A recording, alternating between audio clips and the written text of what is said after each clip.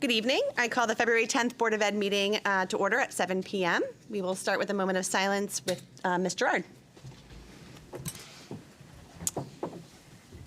Before we begin tonight, I'd like to invite everyone to join me in a moment of silence. February is Black History Month, a time to reflect on the history, resilience, and contributions of Black Americans and how that legacy continues to shape our schools today.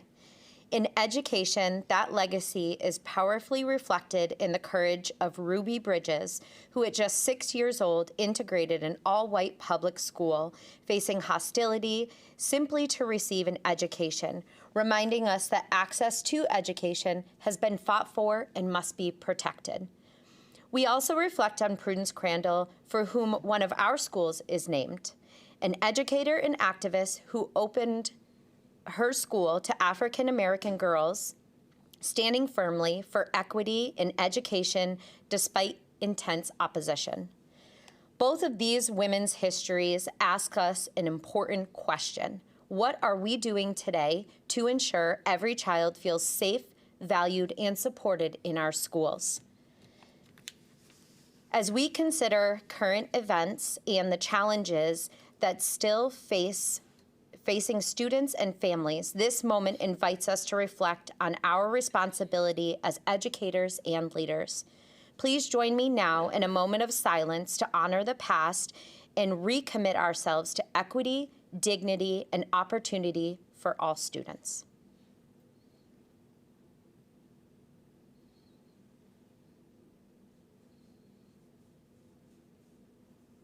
And now the pledge.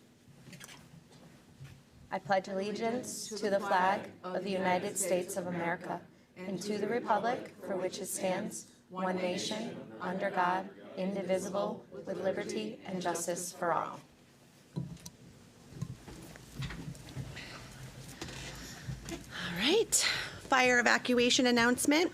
In an unlikely event of emergency, you can exit through the back doors or you can go through these side doors and down the steps. And I'm gonna ask for roll call, please. Mrs. Gerard? Here. Mr. Anderson? Here. Ms. Broculio? Present. Mrs. Cushman? Here. Mr. Gauss? Here. Mrs. Kiner? Here. Mr. Kober? Here. Mrs. McGuire-Bruce? Here. Board Chair Pickett? Here. All right, so it's only fitting that I think we begin tonight's meeting with a celebration. Steve, I'm gonna turn it over to you to share more about our first board guests. Excellent. So we're going to start off with a student recognition this evening. Mr. Sine is here as our Director of Humanities, and he's going to talk to you a little bit about our Hobie nominees that have been awarded from Enfield High. And Mr. Sine, I'm going to let you take it away. All right. So thank you for having us here tonight. I'm honored to introduce Mackenzie Moore, Brindley Hutchings, sophomores at Enfield High School. I want to share a brief overview of the things that these two leaders are involved in at Enfield High School already as sophomores. I needed a cheat sheet because when I asked them for a little blurb, it was a lot to remember. They are very busy. So each year, teachers nominate sophomores who are leaders in the building to attend the Hugh O'Brien Youth Leadership Seminar, which will be in June this spring. Very clearly, starting with Mackenzie, she serves as vice president of her class. She's actively involved in clubs including the debate team, Best Buddies, and Cards for All. She's maintained high honors while taking multiple AP courses. This fall, she was the manager of the Enfield High School boys soccer team. Outside of school, she's a competitive dancer, and she volunteers with Enfield for Education, a coalition advocating for student rights. So somehow she does all of that while still maintaining excellent grades. And as far as Brindley, she's involved in field hockey. She was all conference, state tournament qualifier. She plays basketball and lacrosse. She's the president of the class of 2028 and vice president of our Best Buddies program at the high school. She's an Eagle ambassador. She's involved in the debate club, yearbook, Best Buddies, United Sound, United Sports, Integrated Art, while maintaining high honors. And a member of the National Junior Honor Society, the French award winner last year, and an NHS candidate. And in all of her free time, somehow she plays piano, babysits, and has a part-time job. So they are very busy and very well deserving. Clearly, I think they will be at the seminar showing kids throughout the state what kind of leaders we have here in Enfield. And it just speaks volumes that their teachers nominated them for this award. So congratulations, and I just have a little token from Ms. Clark and myself for all you've done.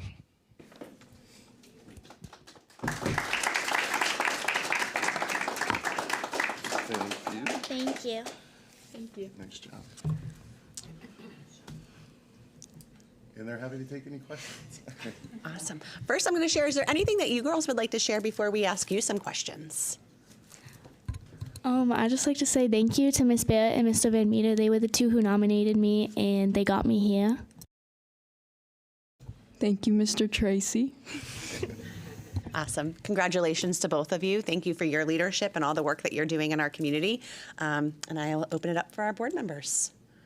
Any questions, comments? Ms. McGuire-Bruce? I'm biased. I know both of you girls a little bit, and I know how awesome you are, and the list doesn't surprise me one bit.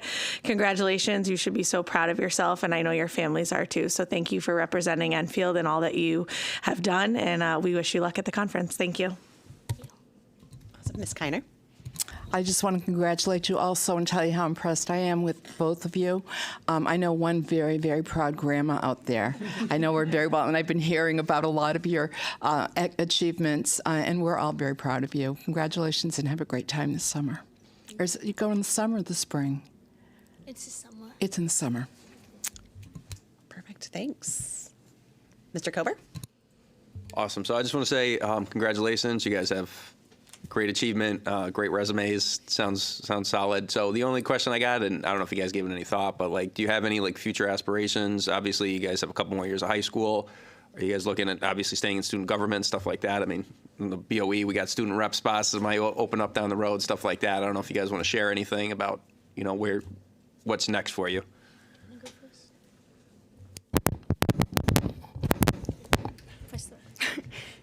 I'm not very sure what I want to do as for like college and beyond that, but I know that I want to stay in student council for the next few years and just expand on my clubs and everything that I do in the school. Mine's kind of the same. I know I want to go to a college, but I don't know which one. Obviously, like a prestigious college, like maybe like Harvard or something, because I want to be like a lawyer or like a teacher. But for high school, I want to stay in student council and hopefully want to get in the re-election this year. And as Mackenzie said, I want to go and join more clubs and get more involved. And if a student representative spot, I would love to do that. No, that's awesome. That's great. I'm glad to hear the ambition and that you guys, obviously, with a couple of years left, you'll start working on some plans and some long-term goals. So that's awesome. Thank you both. Awesome. Mr. Anderson? I don't really have a question. I just want to say great job and congratulations. Go ahead, Ms. Cushman. Thank you for coming. I appreciate you being here. But I was curious about what the leadership seminar, what do you expect to get out of that?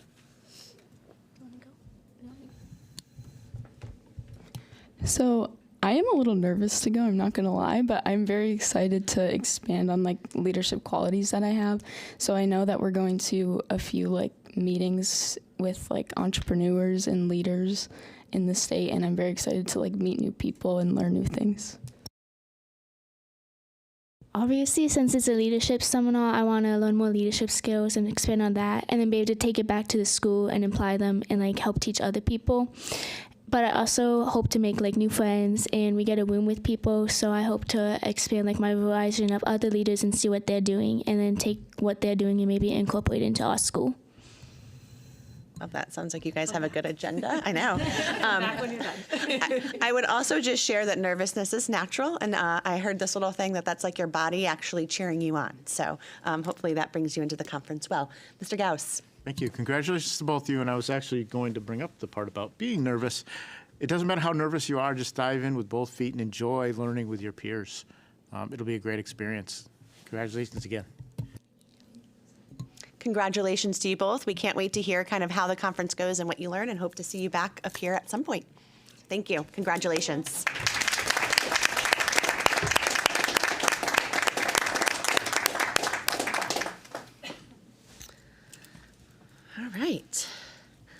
our next board guests, we're going to have Miss Andrews and Miss Carroll come and share more about our specialized program that assists to help us assist with some of the decision making we're going to be having with our budget. Oh, we have another guest too, and understand the needs of our students. So, Steve, anything you want to add to that before handing it over?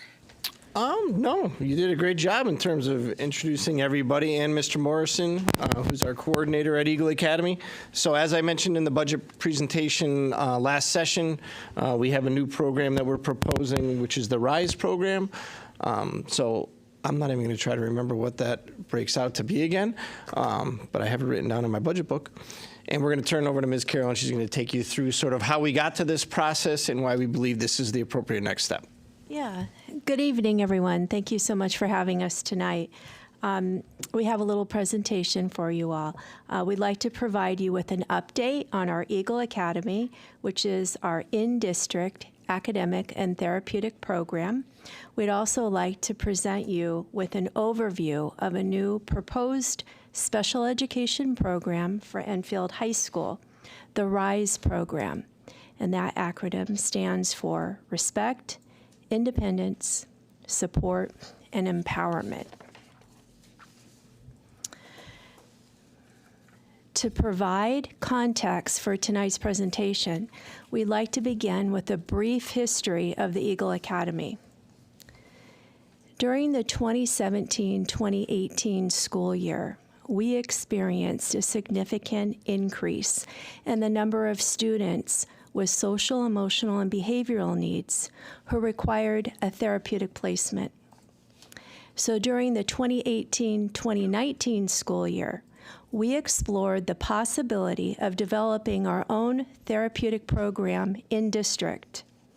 We formed a goal team comprised of administrators and educators, and we did a number of things, which included touring out-of-district therapeutic programs to learn from them. We observed classrooms, we spoke with teachers, and we spoke with administrators. We gathered a lot of information, and we used this information to develop our own vision of what an in-district therapeutic program could be. Over the summer of 2019, we did a lot of work to prepare for the opening of our in-district therapeutic program, which is now our Eagle Academy. We hired and trained staff, and that included administrators, teachers, behavior technicians, a secretary, as well as a nurse. And we worked on preparing the physical space, and we had a tremendous amount of support from our central office staff and buildings and grounds. In the fall of 2019, we opened the doors to Eagle Academy. We had 8 students representing grades 3 through 10. But we all know what happened in March. COVID happened, and we closed our buildings and we went remote. In the fall of 2020, however, we reopened post-COVID with 18 students. During that school year and since, our student needs have continued to increase, exacerbated by the pandemic and many other factors as well. The Eagle Academy enrollment grew over time to approximately 29 students, and we're about that right now. Overall, from fall 2022 to present, we've seen student needs increase at both the elementary and secondary levels.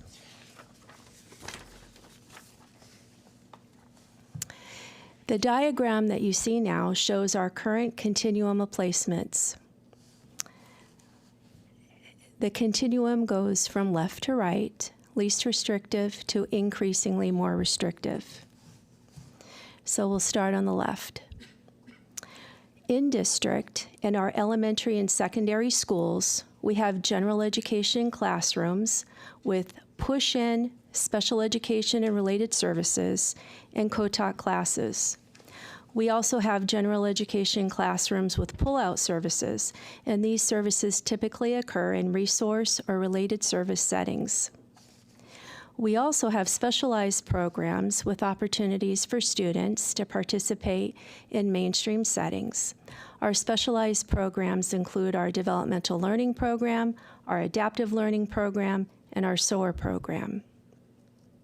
Moving along the continuum to the right, becoming more restrictive and more intensive in our programming, we have in a separate location our Eagle Academy, which again is our specialized program offering intensive supports as well as opportunities for students to participate in extracurricular activities in the Enfield community.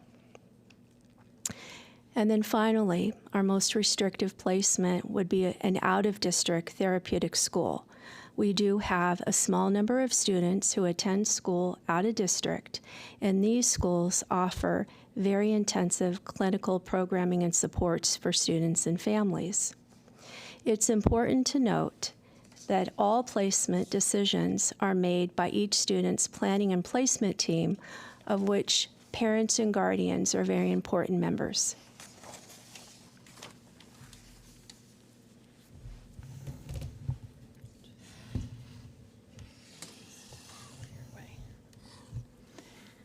All right, so Eagle Academy statistics, where we're at now. As many of you remember, when we first opened our doors, we were programming for grades K through 12. That had been our initial plan. Over the years, we've adjusted as the needs of the district have evolved. Currently, we are programming primarily for secondary students. So we have one student in fifth grade, 10 students across the middle school grades, and 15 students across the high school grades. A total of 26 students at the moment with 2 pending placements. As far as staffing, we have 2 administrators, 4 special education teachers. We're up to 2 social workers, which is tremendously helpful for our students, 1 school nurse, 13 behavior technicians, 2 of which are primarily supporting students who are transitioning to Enfield High at the moment to their home school, and then related services as needed as well, so OT, PT, et cetera. I think one of the biggest strengths of Eagle over the years, and I know we've talked about it in previous presentations, is our emphasis on promoting staff from within. So we do have 3 certified staff members in our building right now who started with us as behavior technicians, who've continued on to, fulfill their education and stayed with us, which has really just helped improve our programming as a whole. They know our families, they know our students, they know the needs, and so we really try and emphasize that as well. So our overall program support system, this is, again, what makes us tick, what makes the building run every day. Our SOAR expectations, staying safe, taking ownership, acting responsibly, and respecting everyone. This is what we live for every day. We are collecting data on this throughout the day. This is, again, a big piece of the behavior tech's role is collecting data on this area. And this data is used to make all decisions, both individual student decisions and PPTs and in our weekly case reviews, as well as program-wide decisions. So looking to see what do we need to shift overall for our programming. Another aspect of our programming is all students turn in their personal electronic devices. This is huge. I see smiles up there. Many of you understand how huge this is. It seems like a simple routine, and it typically is a simple routine every morning, but it has the biggest impact on our day and how the days run smoothly. It helps us to create a more regulated environment for the students and minimize the outside stressors as much as we possibly can. Program-wide earned incentives. So these are program-wide incentives that are offered to all of the students. However, how they earn them is based on their individual goals and their individual data. And then our level system, which is new over the last couple years, but this year specifically, we've really been working on honing in the level system. And this helps to incentivize the students who are successful with our overall program-wide system with some added perks within the building. It also has helped us greatly to incorporate earned opportunities at Enfield High, whether it's participating in activities over there, whether it's sporting events or dances. And also, again, helps guide the teams when discussing transitions to their home school. When are they ready? And we look at all of that data combined. And then as far as overall support, again, high level of student support with the number of adults that are in the building and a high level of communication between our parents and guardians as well as outside agencies. A lot of our students have a lot of support outside of the home as well, and so we are kind of the hub for that piece. So in looking at a need for a possible new program at Enfield High School, we are seeing an increase of high school age students at Eagle. By default, we're also seeing more and more students that are ready to return to their home school. This, obviously, for some students and families can be it's a huge transition. It can be overwhelming for students, starting in a small building of approximately 30 students to potentially go to a building as large as Enfield High. So our hope is that in having this new program we're offering can help with these transitions for both the students and the families. Sorry, we lost.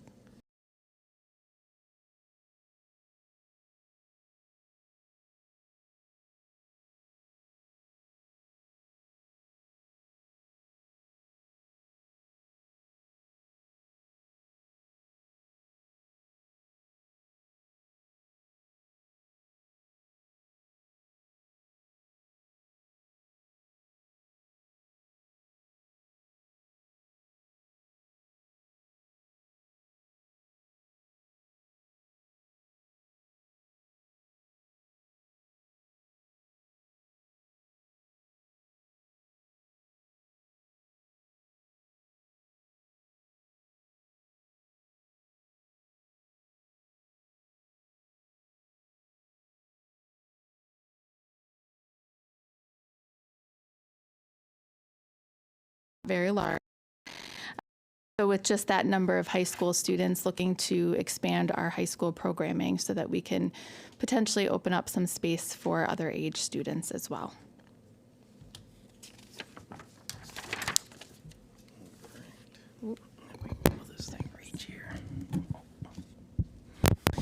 That brings us to the RISE program and why we're presenting in front of you today.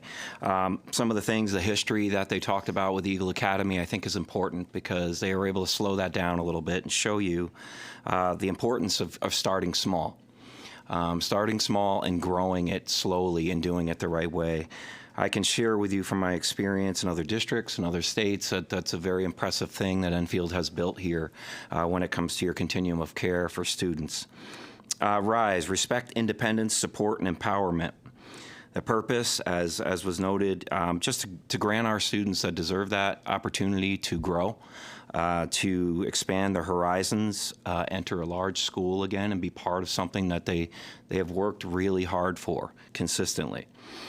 Also enabling them to have that home base at Enfield High School with the supports of either myself or Ms. Andrews along with the staff to get them acclimated to a larger environment, make them feel part of something bigger, and make them feel that respect and admiration that they have for their educational process. To share with you, that small group setting with a separate entrance is really big.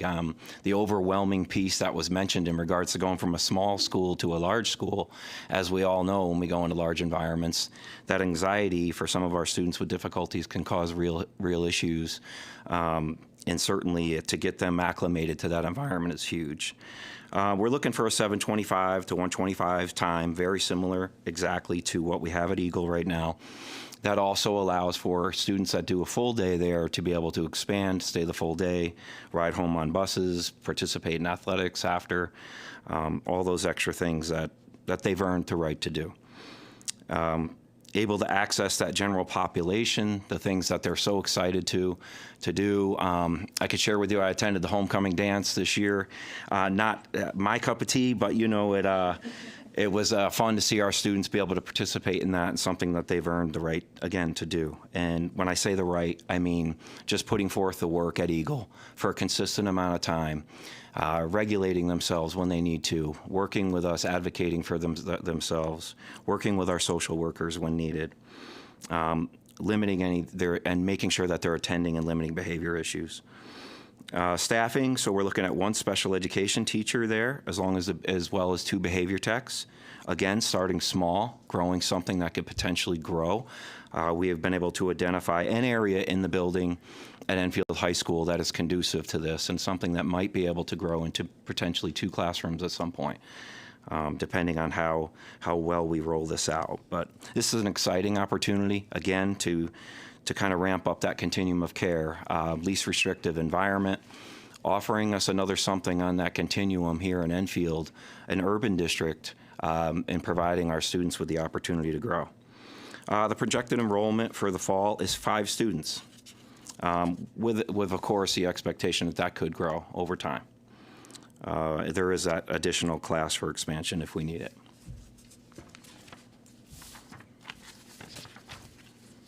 And the additional opportunities that I was referencing before, I mean, just to share with you, we have 4 students currently, one taking automotive. We were talking about those career pathways. There's also opportunities like carpentry, there's culinary, there's things that we just don't have at Eagle that kind of really expands the horizons, the employment possibilities for our students when they get older, in making them more apt to go out and get jobs when needed. So all these things are critically important, and it's been nice, for sure, being able to kind of walk across in the cold to Enfield High School from Eagle Academy, put my hat on and my gear, and Lauren sends me off.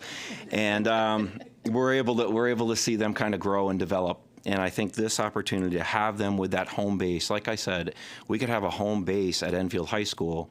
We can schedule students into the classrooms that they need and also have a teacher there to offer support with the behavior techs. Again, keeping in mind that these are the students that have regulated and have proven that they do not need the level of care and the level of intervention that they once did when they were over at Eagle Academy. The diagram there, the continuum, again, it places that RISE program right in the middle of the specialized programs and Eagle.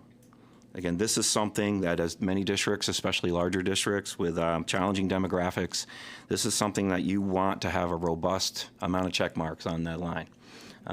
It offers more support for your students. It keeps your students in-house, in-district, and it keeps them where they're familiar. Thank you.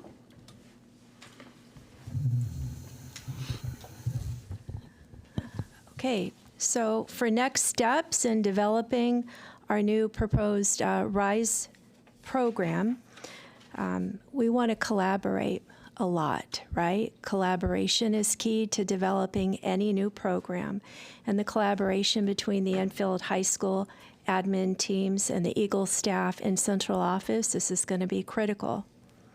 We're going to collaborate around all kinds of things: logistics, staffing, training, supporting students as they make the transition to the high school, socially, emotionally, behaviorally, academically. There's so much to talk about, so that collaboration is going to be super important. Also, the collaboration, as I said, in communicating with families and students. Not only holding those PPT meetings where we have these discussions and we make recommendations, but also working with students and their families after the PPT meeting has concluded, right? Keeping that open line of communication, arranging visits to the high school, introducing students and families to teachers at the high school and administrators is going to be so important. In addition to that, we're going to be spending a lot of time recruiting, hiring, and training staff. One of the reasons that Eagle Academy was so successful from the very beginning is, as Derek said, we started small, but we hired the staff that we needed, and we front-loaded them with a tremendous amount of training from an agency that we contract with, Apex Educational Systems, the BCBA firm. A lot of training, hours and hours of training and support for our staff. So we're hoping to do that again when we create this new program for the high school. And also, of course, other things like ordering materials and equipment and instructional supplies and preparing instructional spaces that are functional for both students and staff. So that's our plan. we're hoping to have our new program in place to welcome students back for the 26-27 school year. Thank you. Thank you. Like I think you were looking at my notes and answering my questions as you were going through your presentation. I was like, oh, I wonder where this lies in the continuum, and then that slide comes up. Thank you for the thorough overview and giving us context. I think that's helpful for us to understand and make some decisions. I'm going to defer to my colleagues here to see if there's any questions. Mr. Kober? Thank you. I got a couple questions. I'll start just Eagle Academy specific and then maybe about the RISE program. So maybe Director Andrews is probably best for you. But the way you explained Eagle Academy and obviously the way the staff is, since it's so small and tight-knit, like if there is a need for staff coverage, like a special ed teacher takes a personal day or a sick day or they got an IEP meeting that they can't reschedule or something, like what does the coverage look like in that building? Will an administrator cover a class, or because I assume you don't have substitutes that can kind of just slide in? We purposely do not have substitutes. Even prior, when you could get substitutes, we did not have substitutes. So it is a team effort. So yes, people are out sick all the time. This winter has been rough. We've had chunks of time where we were down teachers, in previous years. And it's a combination of behavior techs at times stepping in, shifting kids around if we need to, myself or the other administrator, stepping in depending on, again, the situation and the length of time and what the schedule looks like. It is an all hands on deck team at all times. Awesome, thank you.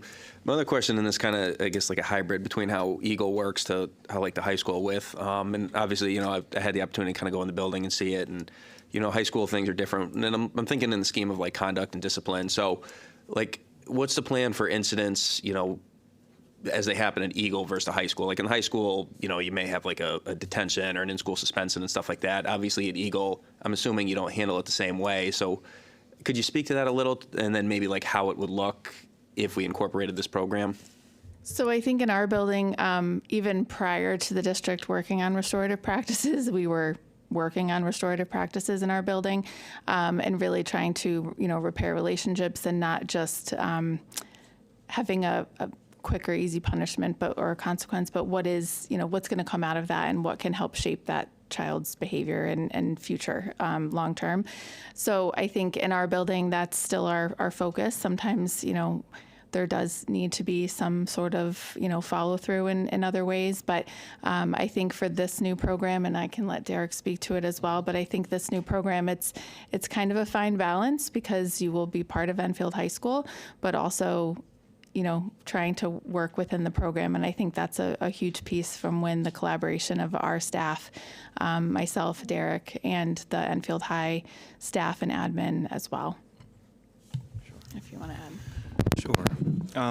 As we all know, as educators over the years, discipline, safety, things of that nature do come up and arise. We also know statistically that suspensions really don't benefit students too much.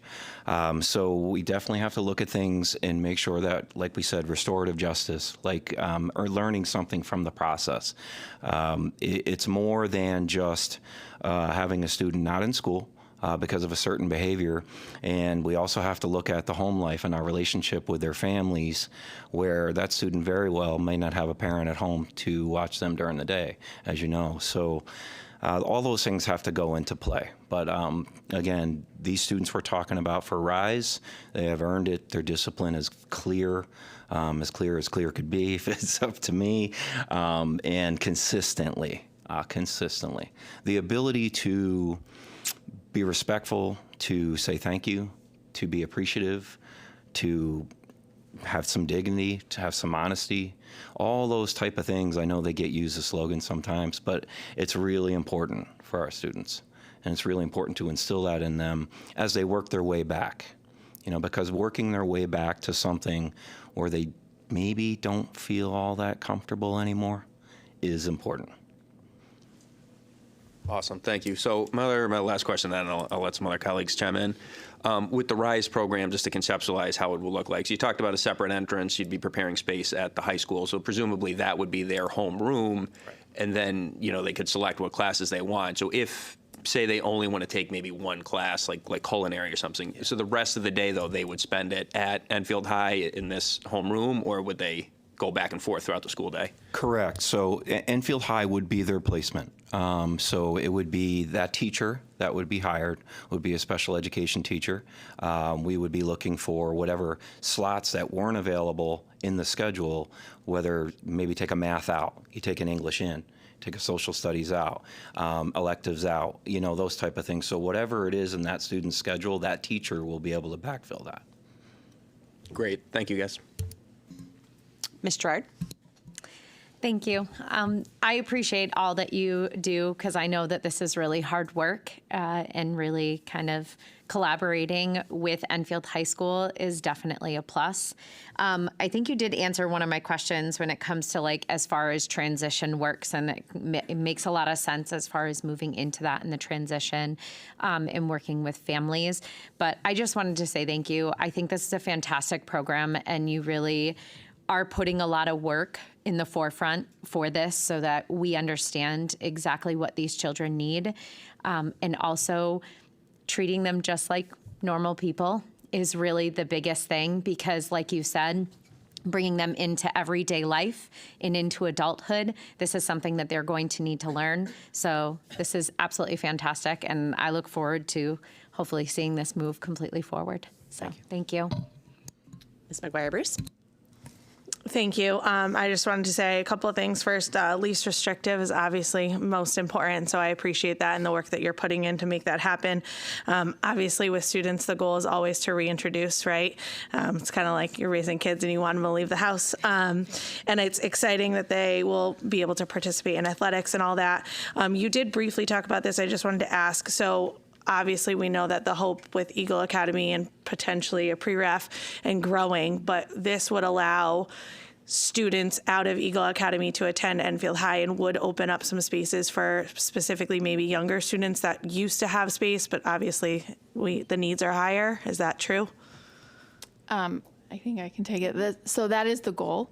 My short tenure as 3 through 5 coordinator also last year, very much seeing that the need is there. Right. And so I think, yes, we are always looking at the needs of the students as a whole district and kind of shifting around. But my hope would be to be able to kind of see where we're at so that we can work with any students in the district that need that support. Okay, because I know the pre-ref is a pipe dream right now, but it's also years down the road. So this is good to hear that there's something in place until we get there. I would just like to add, we always put Enfield students first. Yeah.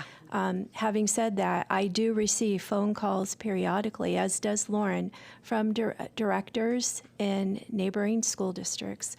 So there is a possibility that we would have an opportunity to accept students from other districts who would be tuitioned in. So I just wanted to add that. Great. Thank you, and thank you for all you do. I know it's not easy. I appreciate you. Mr. Anderson? How are you? Good. Just got a couple basic questions. With the behavioral techs, are they one-on-one or? So it just depends on the student's IEP. We have 1 or 2 students who do have it written specifically, but the majority of the students, it's not written directly one-on-one. It's the BTs, behavior techs, are in the classroom supporting all the students and kind of go to the student as needed, both academically and behaviorally. Okay.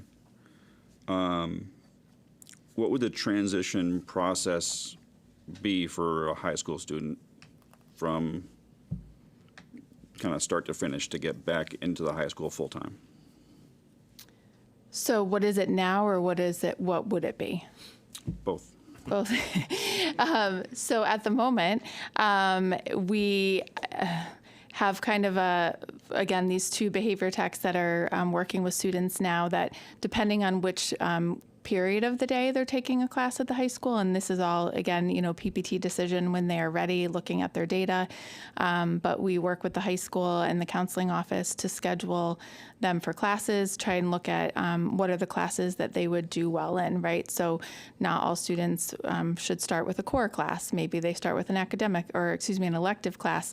Some students really would do very well in, say, a math class.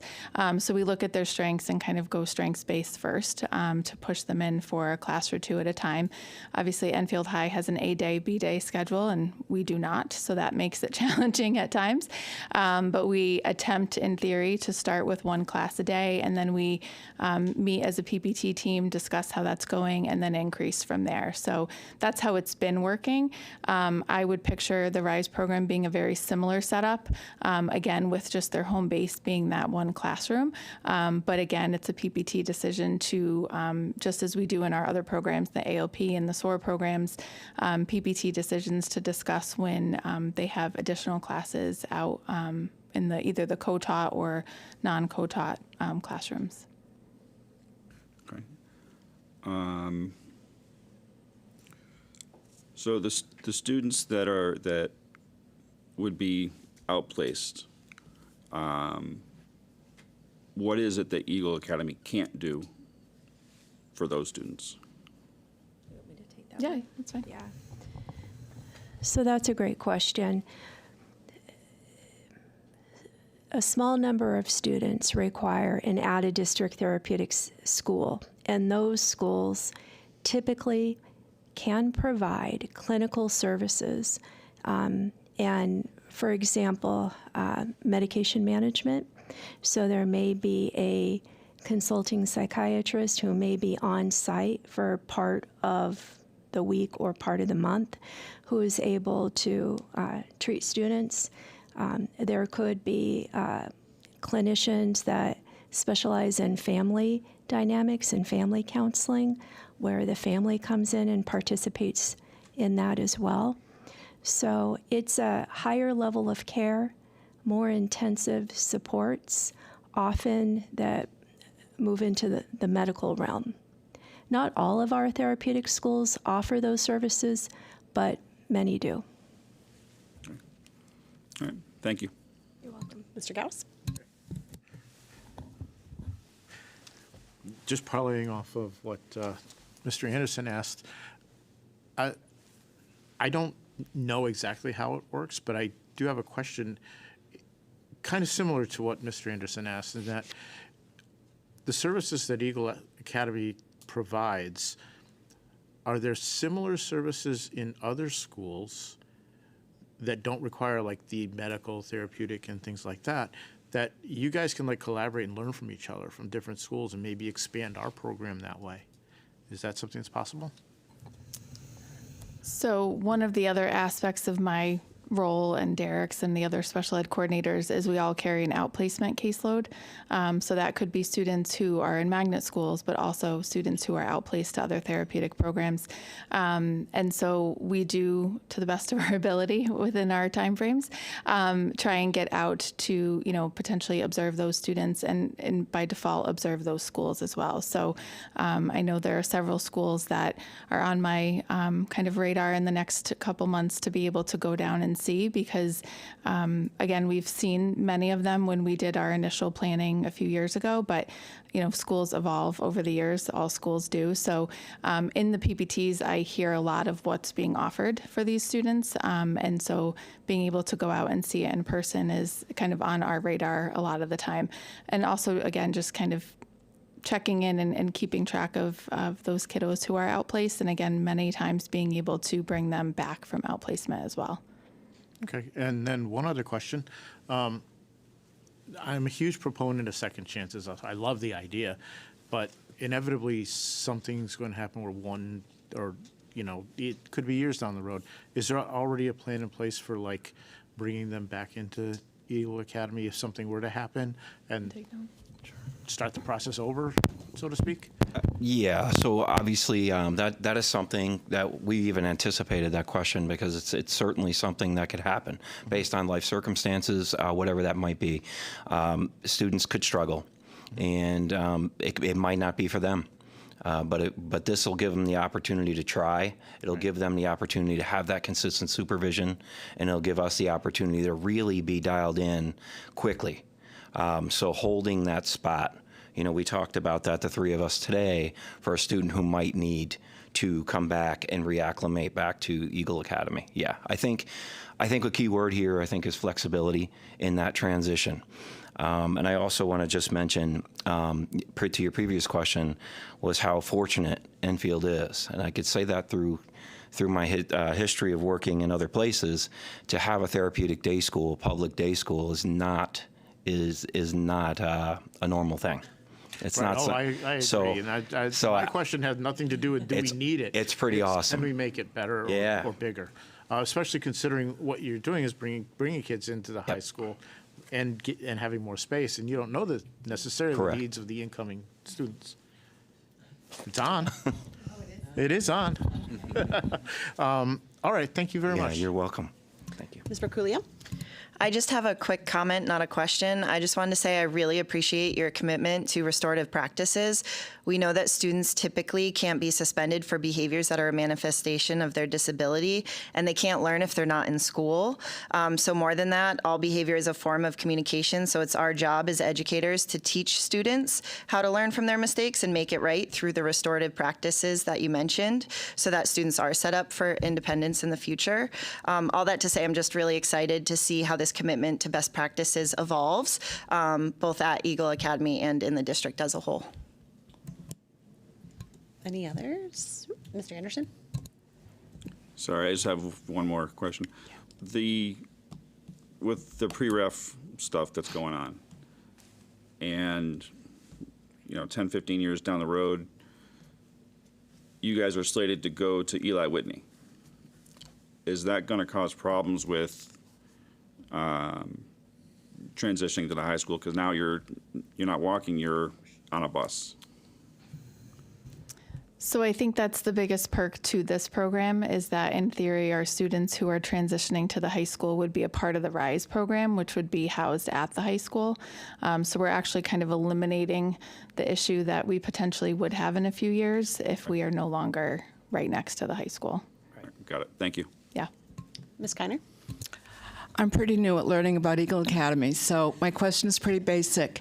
When a student graduates from Eagle Academy, do they have a regular high school diploma? Enfield High School, they can walk the stage with their Enfield High class. We've had students that have done Safe Grad, and they participate in all of those activities if they're interested in it. Okay, so the requirements that they have to meet are the same as what a high school, what they Dave meet at White the high is school. on my speed dial. We talk a lot about credits this year.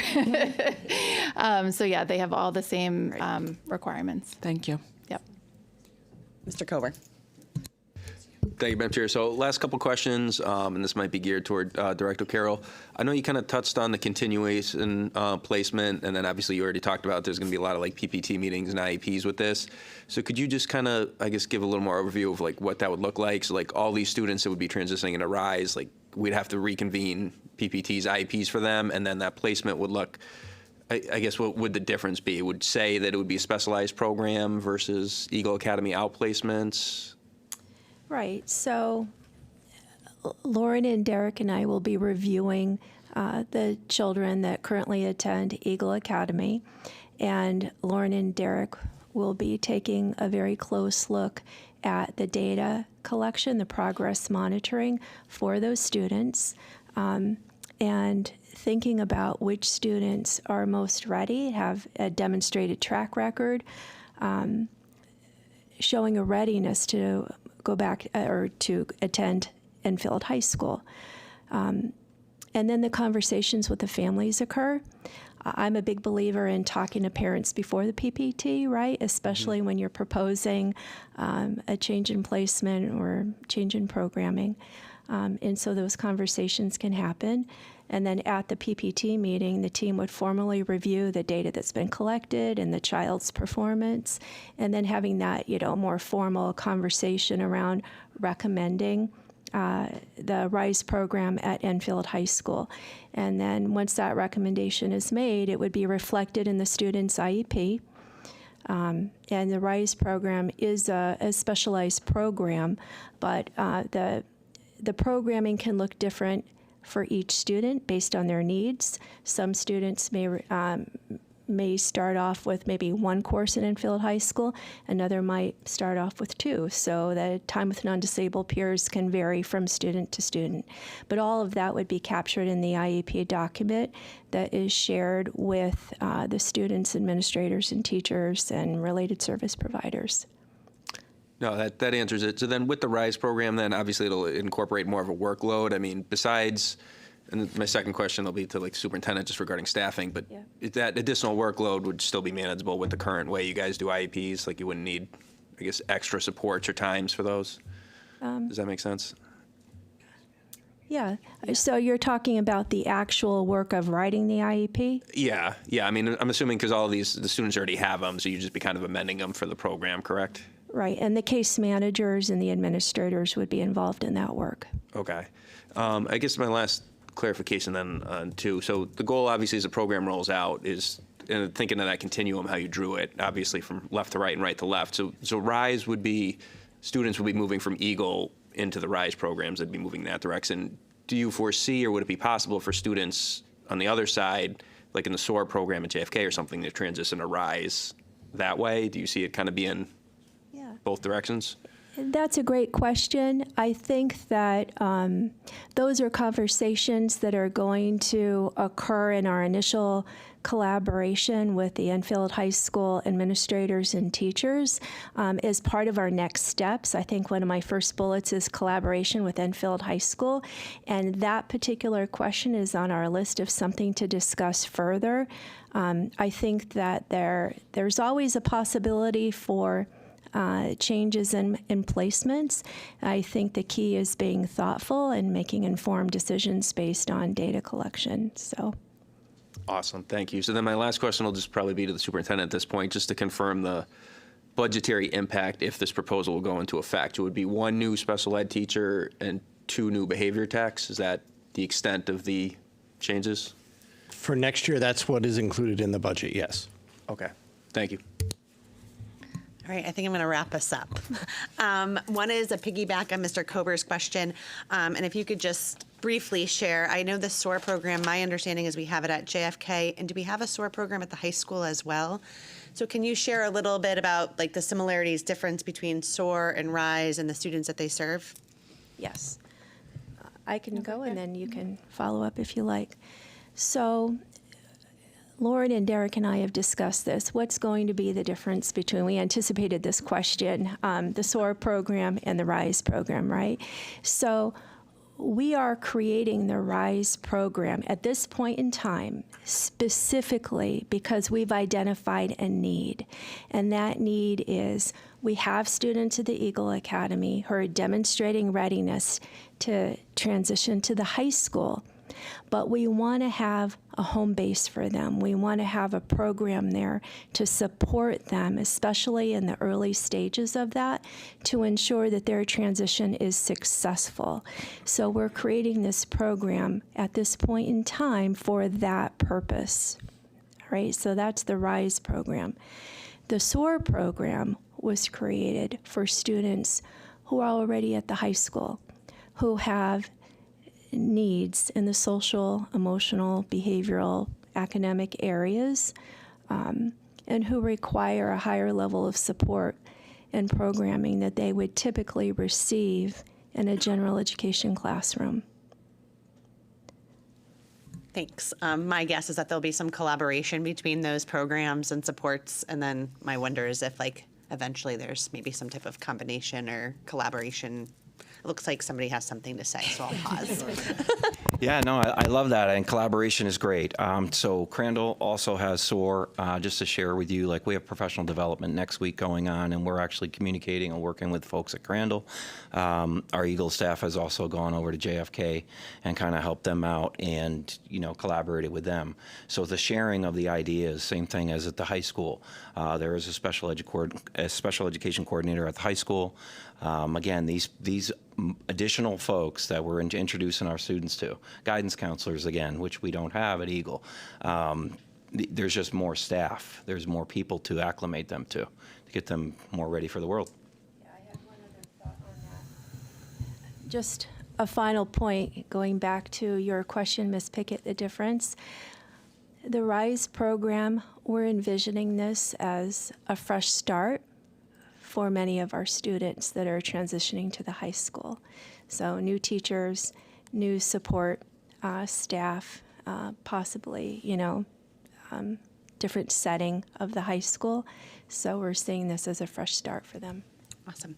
And then the last two kind of questions I have, I don't expect you to answer, but maybe take back with you. One is I was excited to hear about how many are students who are able to transition back. I'd love to know kind of our data on that. How many students are we able to get into their home school? I think that's that's what we're really hoping for, is to get students back into the least restrictive environment, and continuum is really important, but it's really nice when we can gradually release back down. My other wonder, kind of big long-term, and I know we have some budgetary commitments around training, it sounds like the students will have increased opportunities to participate in the general education setting. So my wonder is, how are we going to support all staff at EHS to ensure that everybody's trained and understands our student profiles and are best suited to support the needs of the students that we're bringing into the school. So I think there's some great expertise that we have at Eagle Academy that can potentially do some training and support that. But I think it's not just training of the new staff in the classroom that we're building, but it's really a whole school training model. Mr. Gauss. Mine is really quick, and it isn't even really a question for you guys. I'm just surprised nobody asked this, because somebody here always asks this, including me. Mr. Macchio, can you include this in our Friday update? I think nobody asked it because everybody knows that you get this in your Friday update. Just making sure. Absolutely, it will be in the Friday. Thank you. Awesome.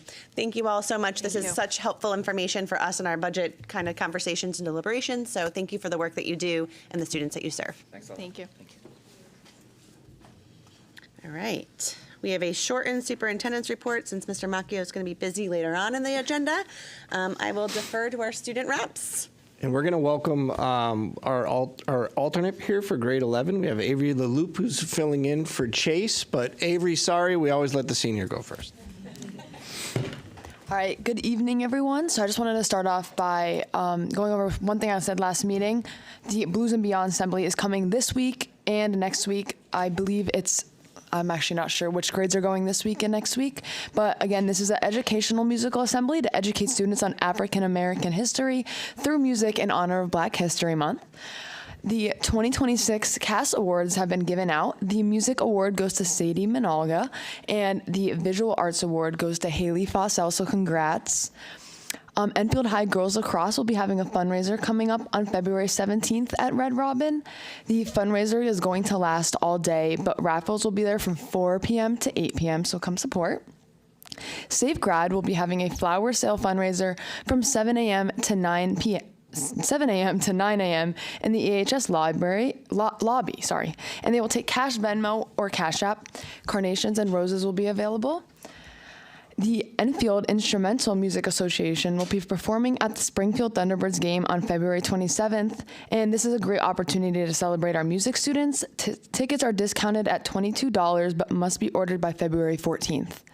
And finally, just on the sports realm, we had two pretty good upsets last week. Girls basketball defeated East Catholic, putting them at #1 in their division. And boys hockey beat previously undefeated Rocky Hill on their senior night on Friday. So congrats to those sports teams. Hello, everyone. It's so nice to meet you all. So we're having a Save a Life tour on Thursday the 12th to help educate the junior class about safe driving. Students, parents, and teachers are invited to our Future of Education panel discussion on Tuesday at 8 a.m. next week. And we also have our CIAC Scholar athletes that were announced, who are Cameron Coleman and our very own Olivia Nucio. And on February 24th and 25th, there's a 2-day in-school discussion circle about having courageous conversations on race. And we also had a program of studies night last Thursday, and it was a big success. And the soon-to-be high schoolers were able to tour parts of the school and learn about our programs. We also have our course requests open now for high schoolers, and they can be made on PowerSchool. And we also had a UConn ECE and AP Shadow Day today, which will continue tomorrow for students interested in taking these college-level courses next year. And to finish it off, Enfield High had an assembly last week to celebrate being awarded as an Apple Distinguished School for our innovation with technology, where we also honored Buzz Robotics for their exceptional innovations and their state championship last year. Thank you. Awesome. Anything you want to add, Mr. Macchio?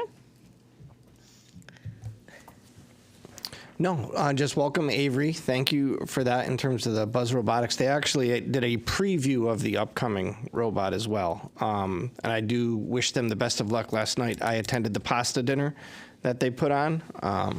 Gave Mrs. Macchio a chance to not cook me dinner, which was nice, but the kids are all excited. They're ready to go. And I do want to say, I know they walked out already, but Ms. Andrews, or Lauren Andrews, Mrs. Carroll, and Mr. Morrison, and I didn't have a chance to chime in because it was truly their presentation, but I think the testament to the work that they do is the relationships that they build with the kids and with the families. When changing placements, you truly get one chance to do it and to do it right, and their success rate, it's unbelievable. So I think we're going to see nothing but future success coming out of those programs. Thank you. I will remind, I'm not sure how long you ladies are staying this evening. It might get to be a long meeting, but again, you can participate in any of the discussion. You can't vote, but please feel free to chime in. All right, we're going to move on to our public comment. Good evening. Thank you for joining us. A couple reminders before we begin. Each speaker will have 4 minutes. Please share your name and relationship to the district. This time's for your comments. It's not a conversation or a Q&A with the board. The board's role is governance, so please frame your remarks accordingly.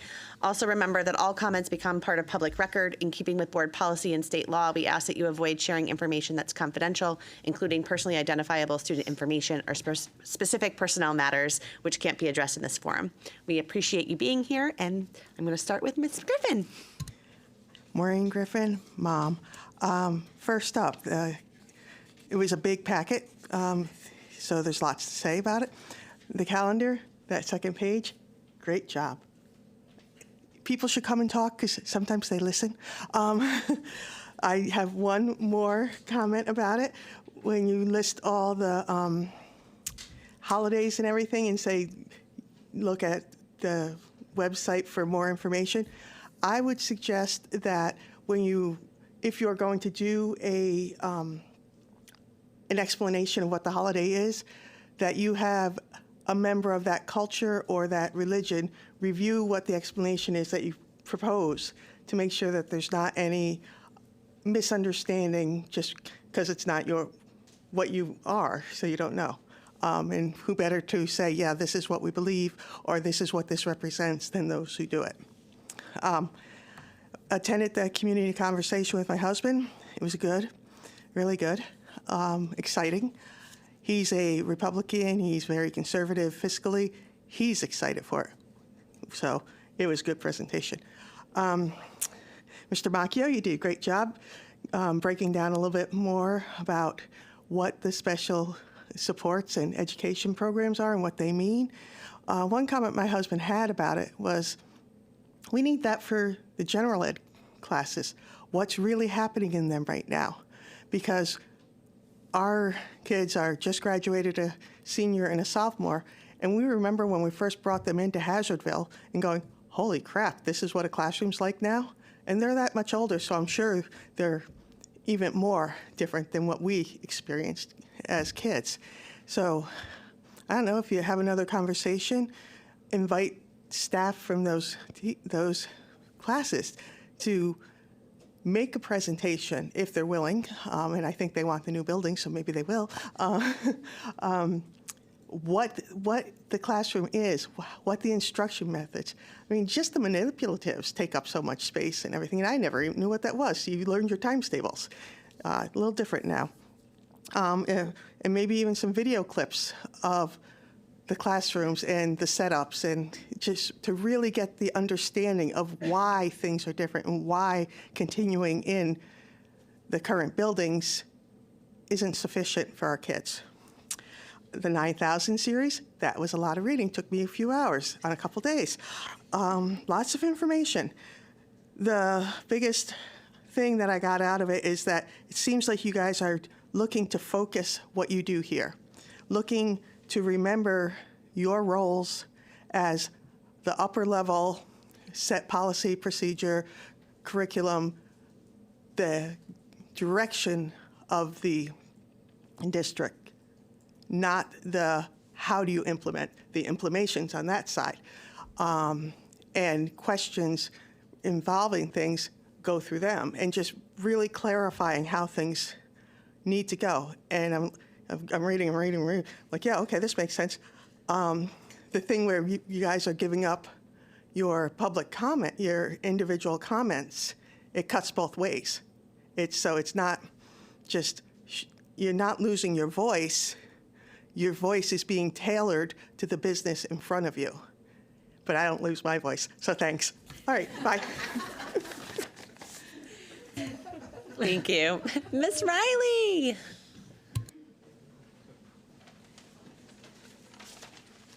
Hey guys, haven't been here in a while. How you guys doing?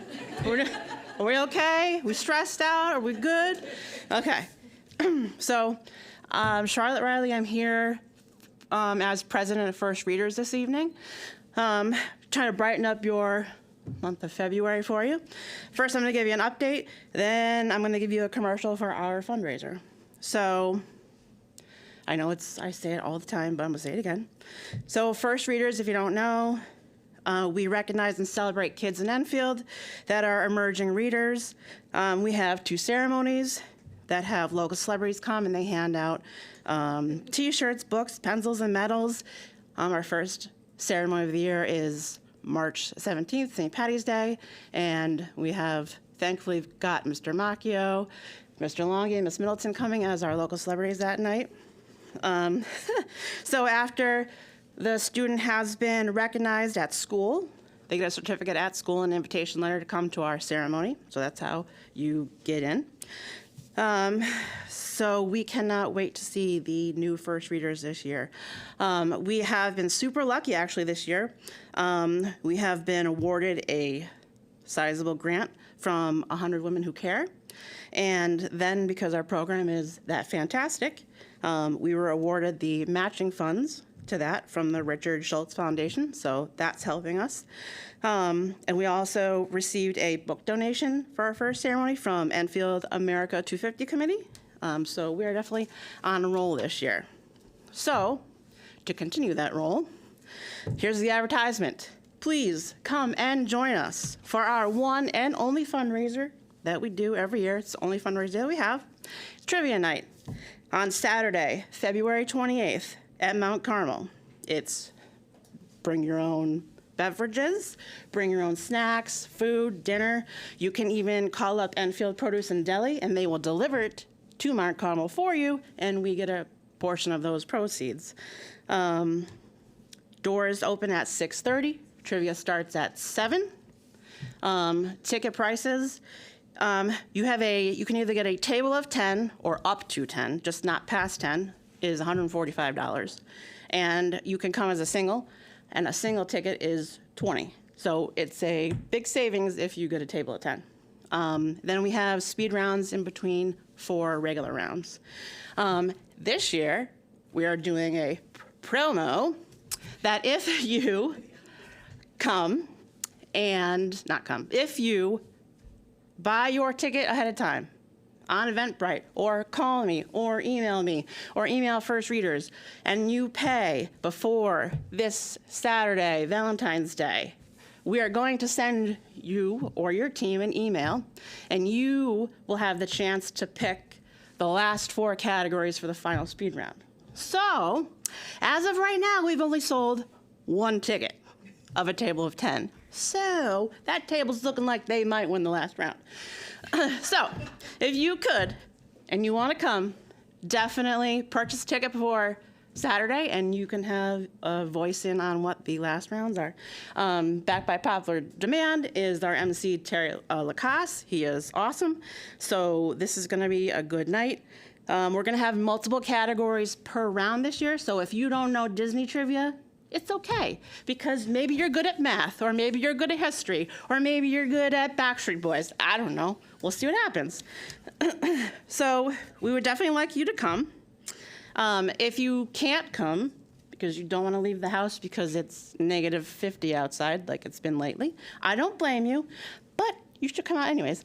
But anyways, if you can't come and you want to help us out, we still need prize donations. We have a few from Sunny's Place and a theater bunch of tickets and some other cool stuff, but we do need some other donations. I'm sorry, Amanda, I'm going to go past 4 minutes. but not by much. So if you want to donate, that would be great. We've already had a couple of donations already. We do need a couple more prizes for the evening. So visit us on Facebook, First Readers Association of Enfield, Connecticut. The links to Eventbrite are on there. You can PM me, DM me, whatever they call it on Facebook. You can do that. You can go to www.firstreaders.org. That's our website. Our address and donation information is there. Or you can drop us an email at firstreadersofenfield@gmail.com. Here's our flyer. I know the camera's right there. So come out. It's a good night, and it's a blast, all right? So I hope to see some of you there, or if not, good luck. I'm watching from behind the camera, and I think, you guys are doing great. We'll see you around. Thank you so much for coming. Miss you. All right, on to board member comments. Mr. Kober. All right, thank you, Madam Chair. So here we are in the month of February. It's a short but action-packed month with meaningful themes and celebrations. National Wear Red Day was February 6th, but nonetheless, the entire month is a great time to wear some red. Not only is Valentine's Day fast approaching, it is also American Heart Month, which is a time designed to remind us to take care of our hearts and consider risk factors. This observance encourages people to focus on heart health through healthy lifestyle changes, CPR awareness, and supporting cardiovascular research. Regarding examples of promoting lifestyle changes, I did peruse around to see what some other districts are doing, and I wanted to give a shout out and share what Ellington is doing with their Ellington Unplugged initiative, which promotes a healthier lifestyle among students and staff. One of their pillars in this initiative, what they call Cook from Scratch, and it encourages the preparation of meals with fresh, chemical-free ingredients to foster better health outcomes. February is also Teen Dating Violence Awareness Month, a time that provides an opportunity for prevention and healing for teen victims of violent relationships. According to the Domestic Violence Awareness Project, 1/4 of parents don't talk to their teens about domestic violence. Break the cycle, start the conversation. You can make a difference. Earlier this month, we recognized Groundhog Day, and with the prolonged Arctic air in the region, it should be no surprise that we're expecting 6 more weeks of winter. Last week, students across the district also celebrated the 100th day of school, which was Friday, February 6th. Building celebrations range from students being 100 days smarter to looking 100 years old. Next Monday, we'll be recognizing President's Day, and on Tuesday the 17th, school will be closed so staff can participate in professional development offerings at their buildings. Last week, I was able to participate in Prudence Crandall's Literacy and Numeracy Night, which featured guest readers, math games, word puzzles, and hot cocoa. Turnout was great, and learning was fun and seamlessly blended into an exciting family outing. Additionally, last week, I also attended Community Conversation number 3, which was hosted by the PK through 5 Referendum Committee in conjunction with Tecton Architecture firm regarding the proposed elementary building project. I encourage all stakeholders to watch the recording and review the information online. The proposal will begin picking up speed, and the board is tentatively expecting a presentation on educational specifications in advance of grant applications later this spring.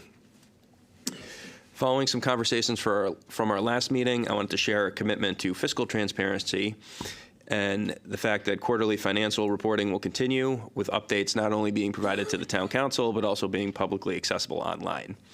The first 2 reports for this current fiscal year are already posted on our district website.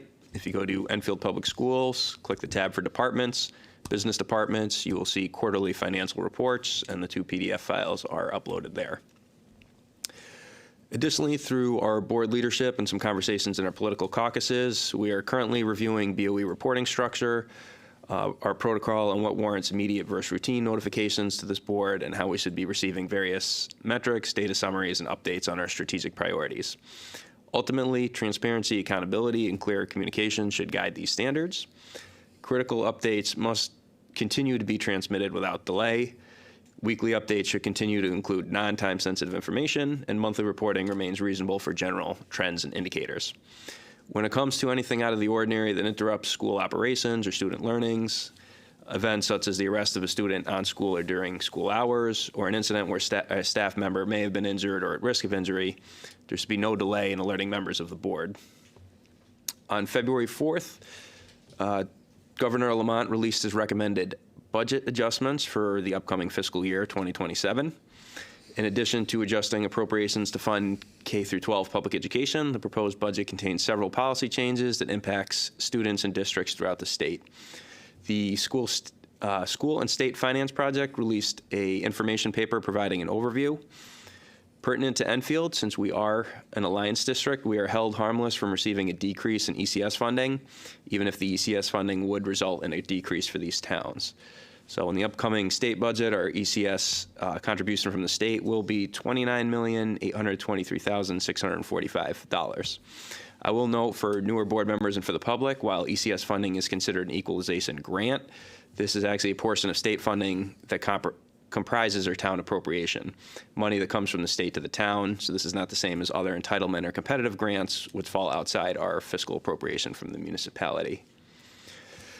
Share some important information with any post-secondary graduates listening in or employed perhaps by the district. The Connecticut Student Loan Reimbursement Program is accepting applications for payments made in 2025.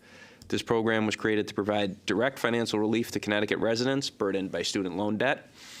Eligible applicants can apply for reimbursement grants of up to $5,000 a year with a maximum reimbursement of $20,000 over 4 years. Applications must be submitted online through the Connecticut Scholars Portal, where applicants need to complete an application and upload required documentation. For full application instructions, visit the Connecticut Office of Higher Education, located on their website, which is portal.ct.gov.ohe. Looking ahead to our next board meeting, we should be finalizing and voting on our budget for next year. We'll also be receiving a presentation on the next generation accountability from our Assistant Superintendent of Curriculum and Instruction. And again, just a reminder for the public, the Connecticut's Next Generation Accountability System is a broad set of 12 indicators that helps us tell the story of how well schools or a district is performing and preparing its students for success in college, careers, and life. It provides a holistic, multi-factor perspective of district and school performance. Concluding with my quote, and I'll note the jury is out on whether this is attributed to Ben Franklin or Thomas Jefferson. Nonetheless, it goes, never put off until tomorrow what you can do today. Thank you. Thank you, Mr. Kober. Any other comments? Mr. Anderson? I have a lot to say, but I'm going to keep that for another meeting. Okay. Ms. Gerard? Thank you. Mr. Kober, I was surprised you didn't mention Random Acts of Kindness Day. Come on. But I did have to mention it. It's February 17th, and a small act of kindness can go a long way. Buying somebody a coffee, doing something special for someone, or even just giving them that little maybe positive affirmation is always a good thing to do. So that's it. Mr. Gauss? Okay, last Tuesday, I was able to attend, I guess it would be called an event that happened at 4 of our schools where they won the Apple Distinguished Schools Award. That's where I graduated from. Enfield High School, JFK, Prudence Crandall, and Hazardville Memorial. As I understand it, there were only 7 schools in the entire state, and that was 4 of them. So I think we did a great job with that. And I believe, to add to Ms. Gerard's comments not comments, but moment of silence, also celebrate somebody that was sitting up here not that long ago, Mrs. Gina Cree, and an outstanding member of our own community. And I believe that will be it for me tonight. Thank you. Thanks. Any other comments down here? All right, I'll wrap us up. I want to thank you, Ms. Gerard, for your opening moment of silence. As we recognize Black History Month as a district, I want to affirm the importance of celebration, representation, and belonging. Black history is American history. I also encourage mindfulness in that work, remembering that impact matters more than intention, especially in how students experience our words and actions. Thank you, Mr. Kober, for the reminder of American Heart Month. That's personal for me and my family. And you're right, healthy habits are critical, and so is awareness. On to your comments around the governor's budget. Thank you, Steve, for attending the Capitol today. There was an event with CABE and CAPS and CREC. I think there was quite a few folks who came together to share the profile and needs of public education. I thank you for attending that. I do want to clarify there are 3 proposed bills from our governor. One is around adjusting math assessments. The second is around magnet school tuition. And the third is around a universal cell phone ban. So for folks to check out, it's a tricky place to navigate looking up Connecticut general statutes and proposed bills, but it's a really important thing to follow along with. Echoing some of your comments, I spent some time with Dean and others on Tuesday celebrating our schools with the Apple Distinguished event. I want to thank Apple for coming out personally and attending our schools and giving the awards out. Dr. Wiley and the teams at EHS, JFK, Crandall, and Hazardville. And you're right, those are 4 of our schools, but we have a 5th. Stowe was earlier awarded that same recognition, so Enfield is doing some right things with technology. I also want to thank the PTO for their hard work and remind families the importance of supporting their PTOs and supervision at events. So those are my comments there, and we will move on to unfinished business, which I think is going to take the bulk of our time. We are going to start with our policy manual review and suggested revisions. I will remind our colleagues, you were printed out a full packet because Ms. Griffin, you were right. It was lots of lengthy changes. You were also provided, the subcommittee met last night with some series amendments. So before I hand this over to our policy subcommittee chair, I want to start by thanking the policy subcommittee, Ms. Berculio, Ms. McGuire-Bruce, Ms. Cushman, and our staff liaisons. This has truly been a bipartisan effort. This policy revision isn't about consolidating power, but about clear roles, predictable processes, and efficient use of our meeting time, regardless of who's in majority. So I'm going to pass it over to you, Ms. Berculio. It's like you took the words right out of my mouth. I don't know if I can say it better than Maureen did earlier, but I'm going to ground this first read in some context because I anticipate how this work could potentially be mischaracterized if we're not clear about its origin and intent. From the outset, I want to be explicit that the revisions to the 9000 series before us are the result of a deliberate bipartisan collaboration across caucuses, not a rushed or unilateral effort. While close to 4 hours of discussion may have felt long and tedious, and by adjournment you would have found us all eyes glazed over and half slumped in our seats, the commitment of time reflects the work it takes to ensure every voice is heard and all constituents are represented. Even now, we continue to work as a team to get this right, and we will follow up with revisions tonight as the outcome of last night's meeting. We will never be about silencing board members when it comes to addressing board business, limiting debate, or consolidating power. That principle guided this work from the beginning. These revisions are about governance clarity, plain and simple, and they support both the majority and minority parties. Since I'm a math girly, I will say that we incorporated considerations from over 20 policies brought forward by the Republicans caucus, with many more suggestions embedded in each of those 20-plus policies, even more if you include last night's meeting. That influence is reflected throughout the revisions you see tonight. And many of these revisions were raised directly by board members across both the caucuses, and we will continue to work on this type of alignment. Several policies were discussed collaboratively through follow-up emails and committee work involving board members Phil and Janet, and they reflect shared questions about roles, procedures, and due process, not partisan priorities. These were governance questions, not party-driven objectives. In hindsight, I'm really, truly glad that at the January meeting we did not proceed with the first reading and instead made the deliberate decision to table it and include the considerations previously mentioned that were raised by board members. That pause allowed us to return tonight with a clearer, more transparent presentation of what has changed, why it has changed, and where those changes came from. Again, what you see now reflects substantial revision and genuine bipartisan input. To be very clear, for members in the majority, minority, and those who will serve on the board in the future, these policies do not remove any member's right to speak, make motions, to request agenda items, or to vote. They do not alter open meeting requirements or the superintendent's role. What they do is clarify process so that all members, current and future, understand how concerns are raised, how decisions move forward, and how we conduct ourselves as a collective governing body with more actionable codes of conduct and ethics. Clear procedures matter because the impact, regardless of intent, can result in confusion about governance, erosion of due process, and unnecessary risk to student privacy when we do not adhere to those clear roles and procedures. At the end of the day, these policies are not about control, they're about clarity. and the collective responsibility we have to our students, which remains at the forefront of every decision we make. They protect minority voices, majority votes, staff, and students alike, and they keep our public meetings focused on board business rather than procedural confusion or reactive conflict. That is the work before us tonight. I will speak a little more on the adjustments we planned, but first I move that the board approve the first reading of the 9000 series policies with the amendments from the committee. Second. All right, we have a first and second, so we're going to move into discussion. Just to clarify for everybody and those in the audience, there was the revised policies in our packet, but there are also some clarifying amendments that came from the subcommittee that I'm going to now actually turn it to Rosalie to give a nice overview, and then we can start the discussion. And we did provide copies for the audience. Perfect. So yeah, for clarity, the amendments reflect the revisions discussed, including just grammatical errors, 9010, 9030, 9160.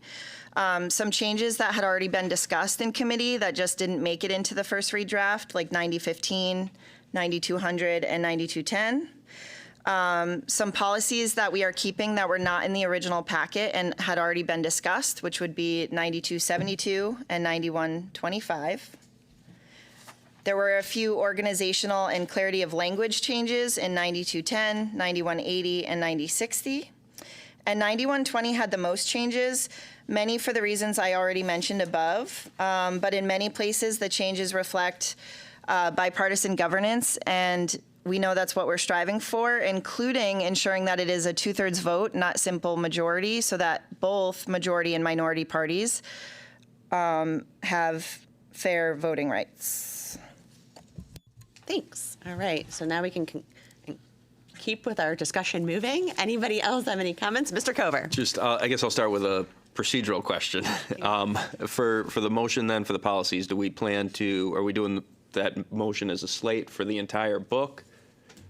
Just to clarify the question. We're doing one motion for all of the new policies as amended. Gotcha. All right, I got some comments, and I'll see if anyone else has some basic questions first, and I'll run through what I got. Seeing none. So I'll skim through, and I guess I'll echo, starting off with our board chair said, and then our policy committee chair, Ms. Bacuglio. So this is coming tonight before us. We had an opportunity back in January. We decided there was still some work that needed to be done. I think we had a really good bipartisan effort, a lot of good communication. I'm not actively in the policy committee. I'm an alternate member, so because our member was there, I didn't participate in any of the meetings. But obviously the work product that came through, I had a chance to review it, chime in, and I know a lot of suggestions were kind of read and heard. Obviously, every time there's an election, a new board takes over, one of the first things that are always done is bylaws, rules of procedure. So again, I think we had a good balance of coming in, we want to change some things and kind of look at what we had. This is kind of being tied to our broader policy shift that we had already been doing since last term, changing our providers from Shipman or from CABE model policies to Shipman model policies. So in general, as we've seen and comments have made echoed in the past, I think CABE gives you very prescriptive policies. Shipman gives you a lot of slimmed down policies. In some cases, there's pros and cons, obviously, in either case, depending what you're looking at. I'm generally a fan of less policies. However, I still see the importance of having that framework and guardrails and stuff like that. So obviously tonight, because we're going to do this as a group, I'll kind of hit my comments that I still have remaining on some of the individual policies, just some thoughts and considerations, obviously just kind of share and have them on record. But again, generally just to highlight what we did, I think we did some good bipartisan work to get here. And at the end of the day, I think with whatever 40 policies, you're never going to get all 9 people to say, hey, we're 100% in. So I know the 9,000 policy I think is great. The 9005 board member governance and standards of conduct, I think that was one that kind of came up as a way to blend what CABE has with what Shipman has. So there is, I think, some good guidelines in there. I think in the role of, I'm kind of on the fence if we're, slimming down policies, maybe we could have slimmed that down a little more. But again, at this point, I think what we have is what we have. Board policy 9010 that talks about number of terms of office and oath of office. I can't remember if this was in the matrix a shipment required. I know from my point of view, if we're getting rid of policies, this is stuff that's kind of already covered by our town charter. No matter what bylaws we set, we don't control how many members we have in the terms of office. That's kind of set through the town charter. So that policy was one that, I personally would have said, hey, we don't need this policy. The new board member orientation, I think, is great. I'm glad that we're keeping that. Obviously, as we go through, I notice some of these policies are being renumbered, which I think is going to make things a lot easier for indexing. The 90-20 policy, transaction of business. I know the shipment base of this, and for the public and obviously for the board members, the black text seems like the shipment base, and then the red is kind of what we added either through committee or proposals. So I'm on board with the base. The paragraph E that's being added, factual clarification and correction of record. I do kind of struggle with that. I know it sounds well intended, but I think in practice and implementation, this is something that kind of can be easily misused. We all agree facts matter in public discourse. However, a lot of people are quick to throw out, hey, this is misinformation versus disinformation.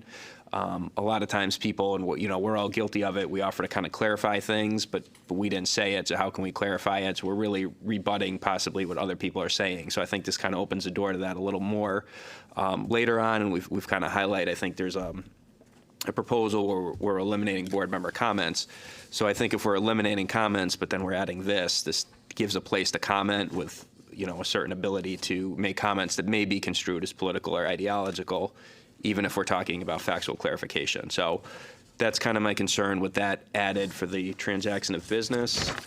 I don't know if we wanted to pause to see if anybody has any questions regarding that particular one.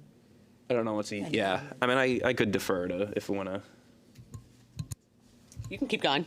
Yeah. Let me keep running, and then when other people chime in, just to, I guess, to kind of keep it going. So, looking to 9030, the ethics policy. Again, as a former member of the Ethics Commission, I think ethics is very important. But with this, as town public officials, we're all bound by the Code of Ethics and the town charter. And I think sometimes less is more. If members have a question, you want to go to what applies the most. And at the end of the day, it is the town ethics charter. Before we get sworn in, we have to sign an acknowledgement of that. We're all held to that. So I think having our own ethics policy, while well-intended, may be unnecessary and or confusing. This policy also includes, forgot where it is, but in my comments I have it. Nope, never mind, that's in the next one. So 9040, talking about removal of board officers. So this policy, current policy 9222, which for removal doesn't talk about for cause and stuff like that. So this kind of adds some stuff. So I know we're kind of seeking getting rid of language. So again, that kind of adds some language in it.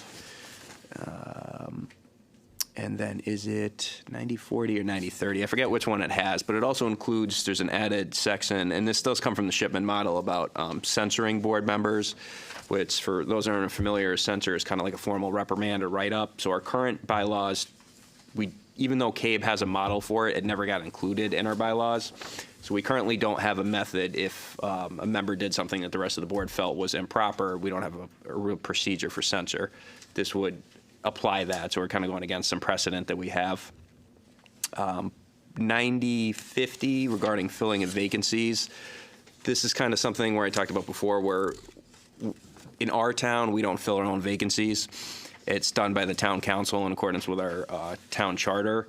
So this is kind of a policy where I think we don't need it if we want to slim it down, because we don't have any say in how we fill vacancies on this. I know a lot of the text is stricken out, and it refers in the red ink to the town charter, but again, I think we don't need to say it if it already applies.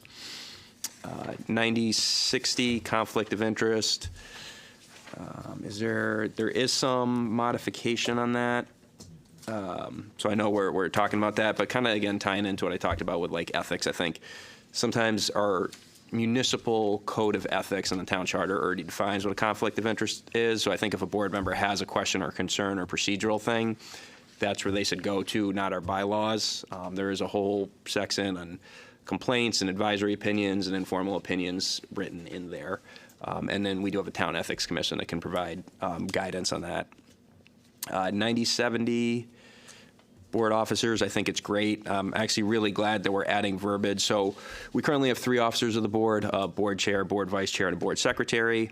It's been custom and courtesy that obviously no more of 2 are of the same party, with the third obviously being a member of a different party, but that was never codified, so I'm glad that we're codifying that in the new 9070. 9080, our policy on student reps, is great. I think obviously we're just renumbering that. There was no issues with that. 9090, role of our board chair / chairperson. The only concern, and I've mentioned this before, is kind of a slight change where the Shippen policy gives the board chair kind of carte blanche to appoint people. I know we kind of talk about that in another one, but our current policy is vacancies on committees are filled by board chair subject to board approval vote. That would be my only hesitation. I think that is addressed somewhere where we added some language. I'm going to quickly clarify you that we made that adjustment last night. So we are going to, the chair's not appointing members, only to special committees. And that's in the committee policy that we changed the other language. Yep. Okay, so perfect. we are going to honor caucus's assignments, and then those will become a vote here. So it won't be appointed by the chair. Perfect. 9100, duties of vice chair, I think is straightforward and great. 9110, the role of the secretary, straightforward, no issue there. 9115, board clerk, I think this is an important policy to have. Obviously, we do utilize a person as a board clerk, which takes a lot of the workload off of the secretary.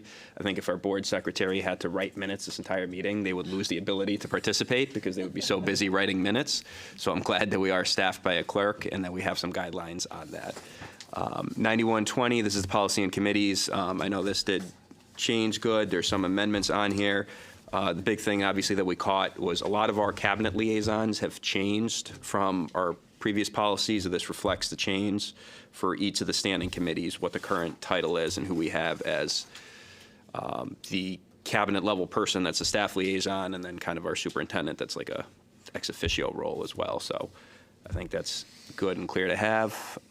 So that's 9120. So this is obviously a longer policy, but this is very important, covering our standing committees.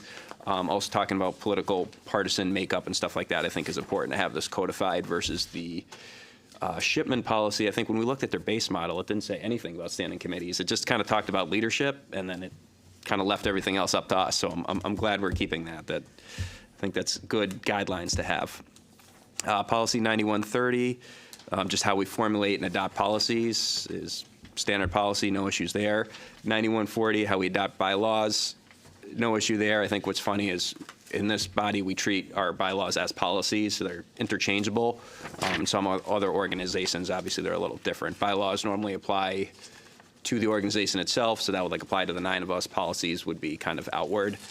But again, we kind of use it interchangeably in this setting. 9150 regarding administrative regulations. I can't remember if we do have a policy that kind of says the same thing, so no issue there. 9160 about suspending the rules and the bylaws. Again, that's kind of a standard policy. I think that's simple. 9170 public meetings and executive sessions. I was actually kind of surprised that the Shipman version was kind of as long as it was, because again, a lot of this is kind of written in state law, and Shipman is really just repeating snippets of Connecticut General Statutes 1-200. But I guess if they recommend that we keep it, then I guess we got to keep all that language too. 90, all right, so 9180, construction and posting of the agenda. I guess I got a little blurb of comments here. So obviously how we construct the agenda and how we clarify our current practice with the leadership committee providing input, I think is great. I think my main comments here is kind of, obviously we had a separate policy. We had multiple. Again, we had a lot of policies. We're trimming it down. So this one will combine. It's going to take current policy 9325.2 and incorporate it into this. So in terms of combining those, it's great. I guess I'm going to kind of keep most of my comments on item E here. So I've kind of hesitated with this. My biggest concern and what we've bought is getting rid of kind of our current agenda. Item 7 is where we have board member comments, board member communications. It's no secret I'm an advocate for efficiency and keeping meetings on track, but nevertheless, I think there does need to be a balance with, in simple terms, free speech. Last term, I know I proposed board member comments limited to 5 minutes per member, and to be honest, that was met with some harsh criticism at that time. It's ironic now that we have this current version where we want to eliminate it entirely. So I think it's interesting how things can kind of drastically change, and I think we should try to find a sweet spot in the middle. Current policy 9325, which was just revised last term, how it describes board member comments, and it defines currently, during this portion of the meeting, any board member may bring up verbal communications they have received, communicate ideas or concerns to other board members and/or the administration, or any one member may request that an item be placed on a future agenda for reaction by the administration and/or discussion by the board. With permission of the chair, the superintendent or designee may answer board member questions or concerns, end quote. So with removing this, where would we find a smooth spot during meetings for board members to make these communications or questions? Inserting comments elsewhere would kind of risk taking the meeting off track, could potentially be found out of order in terms of parliamentary procedure. We are, of course, continuing public comments. I think we were united in that front. But we would be taking away an opportunity for board members to either provide a reaction, elaboration, or if they see fit, or if they want to use that opportunity to, again, kind of propose questions directly at that point to the superintendent. So that's kind of where I'm at with as it is. I know there's obviously the efficiency aspect, and I know the goal is as we do agendas going forward, similar to what other bodies do, is implement the consent agenda, and I think that'll be great to kind of speed up meetings. Policy 9190, regarding time, place, and notice of meetings. I think that's great. I'm glad we're incorporating the paragraph regarding our biennial organizational meeting, because we had a separate policy for that, and I think that's kind of just important how that works for that very first meeting following an election year. 9200, quorum and voting procedures, I think is straightforward. I see there's currently no change to the way we currently, our bylaws require us to vote is either yes, no, or abstain. This obviously keeps it the same, which is a little different than Robert's rules and other parliamentary procedures where you may say yay or nay, or you may say for or against, stuff like that. So I think keeping it consistent, yes, no, or abstain is fine. I know I had some other ideas, but I won't even get into those here. 9210, meeting conduct. I don't have any questions or concerns there. I know that's similar to our current policy. 9220 regarding minutes, I think is good. I know there was some questions actually recently about how we do minutes, and just having that policy is useful because, again, the state law kind of says the minimum. There's some parliamentary guidance, but again, our bylaws would supersede the parliamentary reference. So having this clarifying exactly what our minutes will entail, I think is great. 9230, reimbursement for board member expenses. Again, I know we don't currently have that. That's a shipment requirement. I know that is also kind of written in the state law too. If we do stuff, we obviously can't get paid as board members, but we can get reimbursed if we do something at the direction of the board. So that looks good. I noticed, and I guess I'll leave off with a question. So we are retaining 9272 Code of Conduct on data use, but I know that'll throw off our numbering system because it looks like we were sticking with 5s or 10s. So I guess I'll defer back to the policy committee chair if we want to keep that, but renumber it maybe to keep the sequence. And with that, I will yield my time to other members. I'm going to go to the policy chair maybe to make some. Oh, nope, Ms. McGuire-Bruce, sorry, first. Thank you. Never mind. I'm quick. Perfect.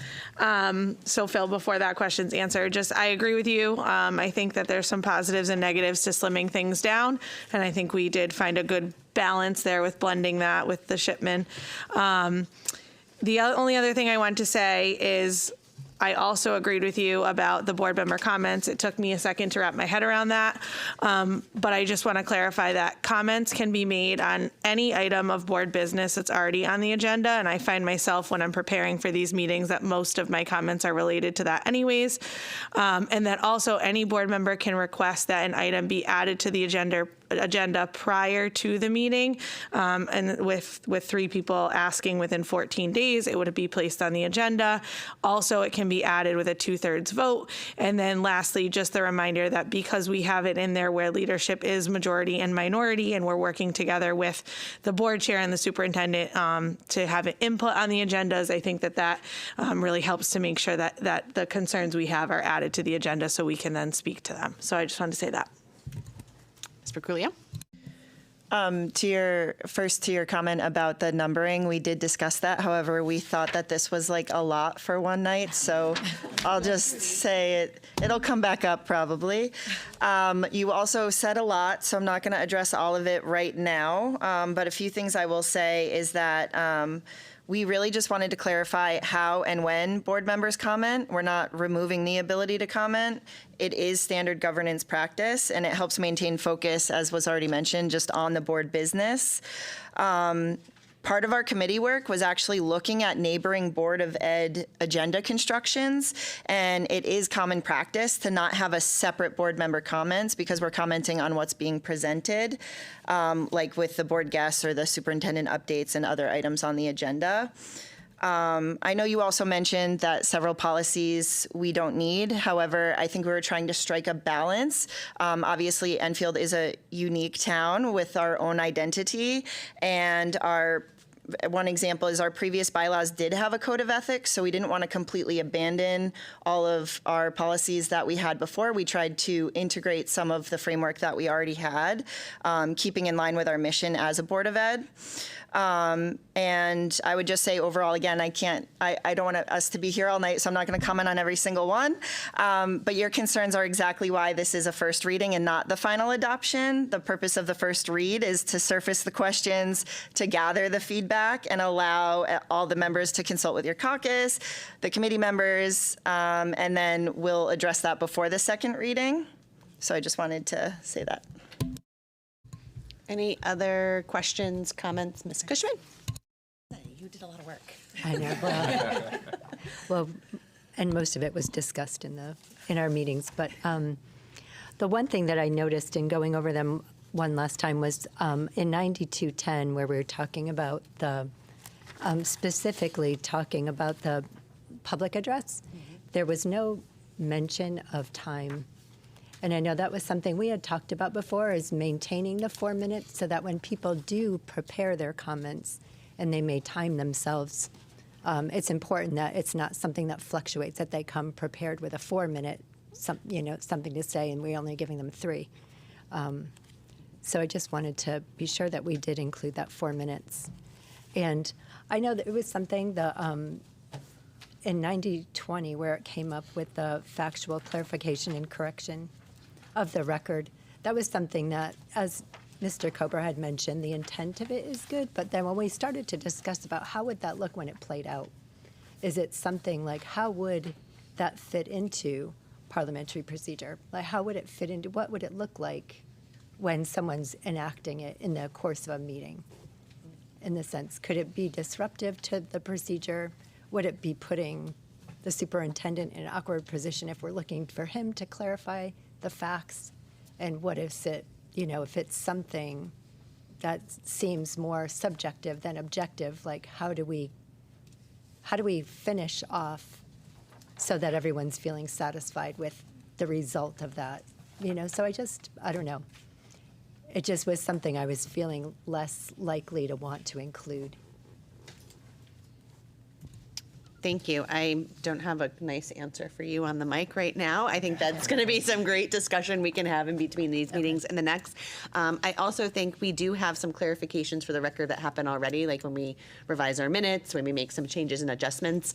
So my guess, it would be very similar to kind of how we address some clarifications that we currently do. But I think that's great discussion to have in between the first read and the second read. Any other questions or comments, Mr. Gauss?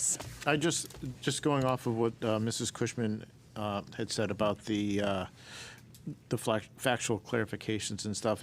It concerns me as to who is the keeper of the truth in that situation. It can be very subjective and lead to some pretty tense moments up here. And also, I agree that I think board member comments should remain, but maybe with a time limit or something like that. I don't think anybody here really is dragging them on. I know in the past we have, but I don't think in this term we have. But it's certainly something that I believe should still be here. Thank you.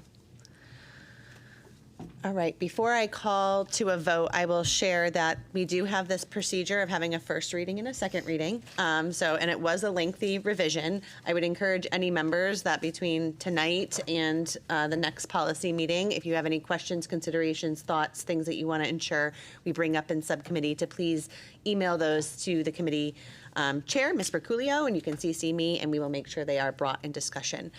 Can we have a roll call vote, Ms. Lawler? Mrs. Gerard. Yes. Mr. Anderson. Yes. Ms. Berculio. Yes. Mrs. Cushman.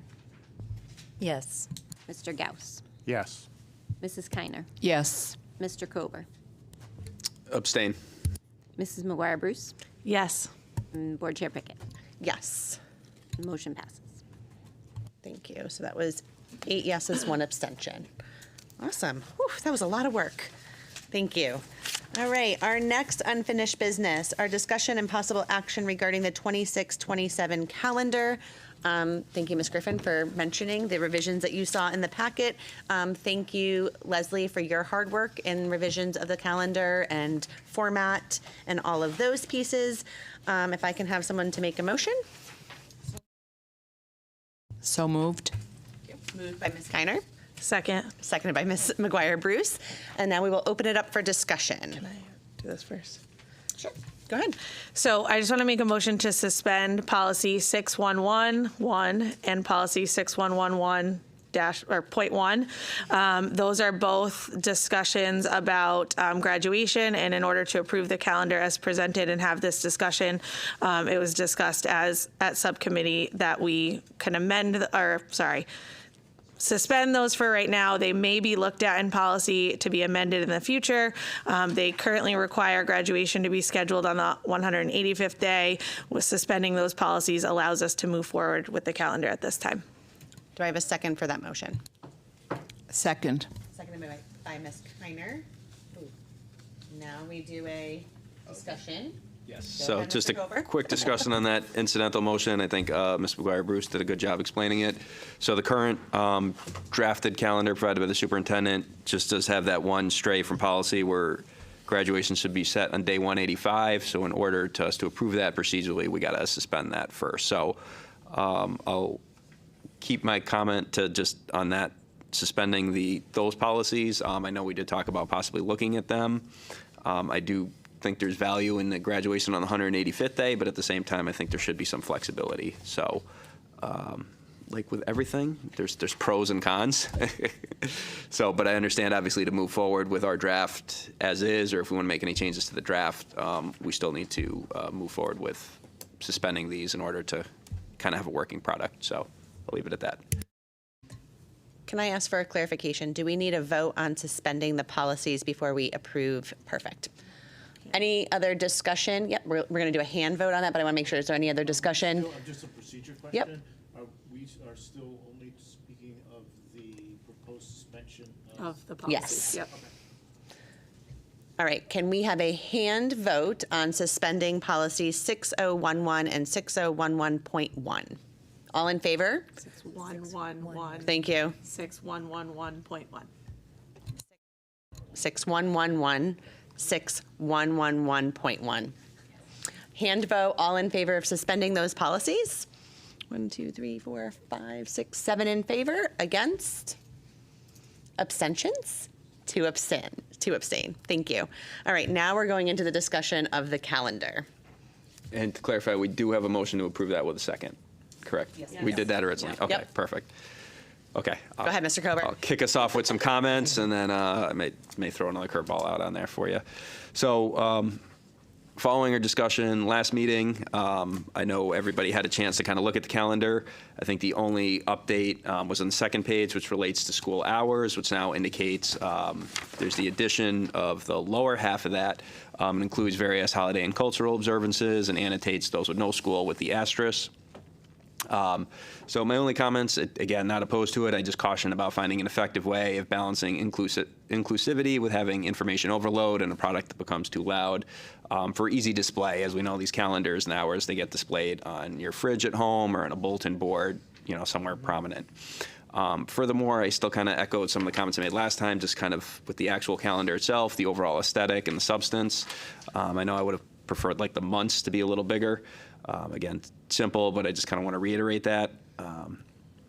Again, previously I know I've mentioned, so I will probably sound like a broken record, but I'm a big fan of school starting in September and somehow trying to find a way to maybe give the kids a full week off in February.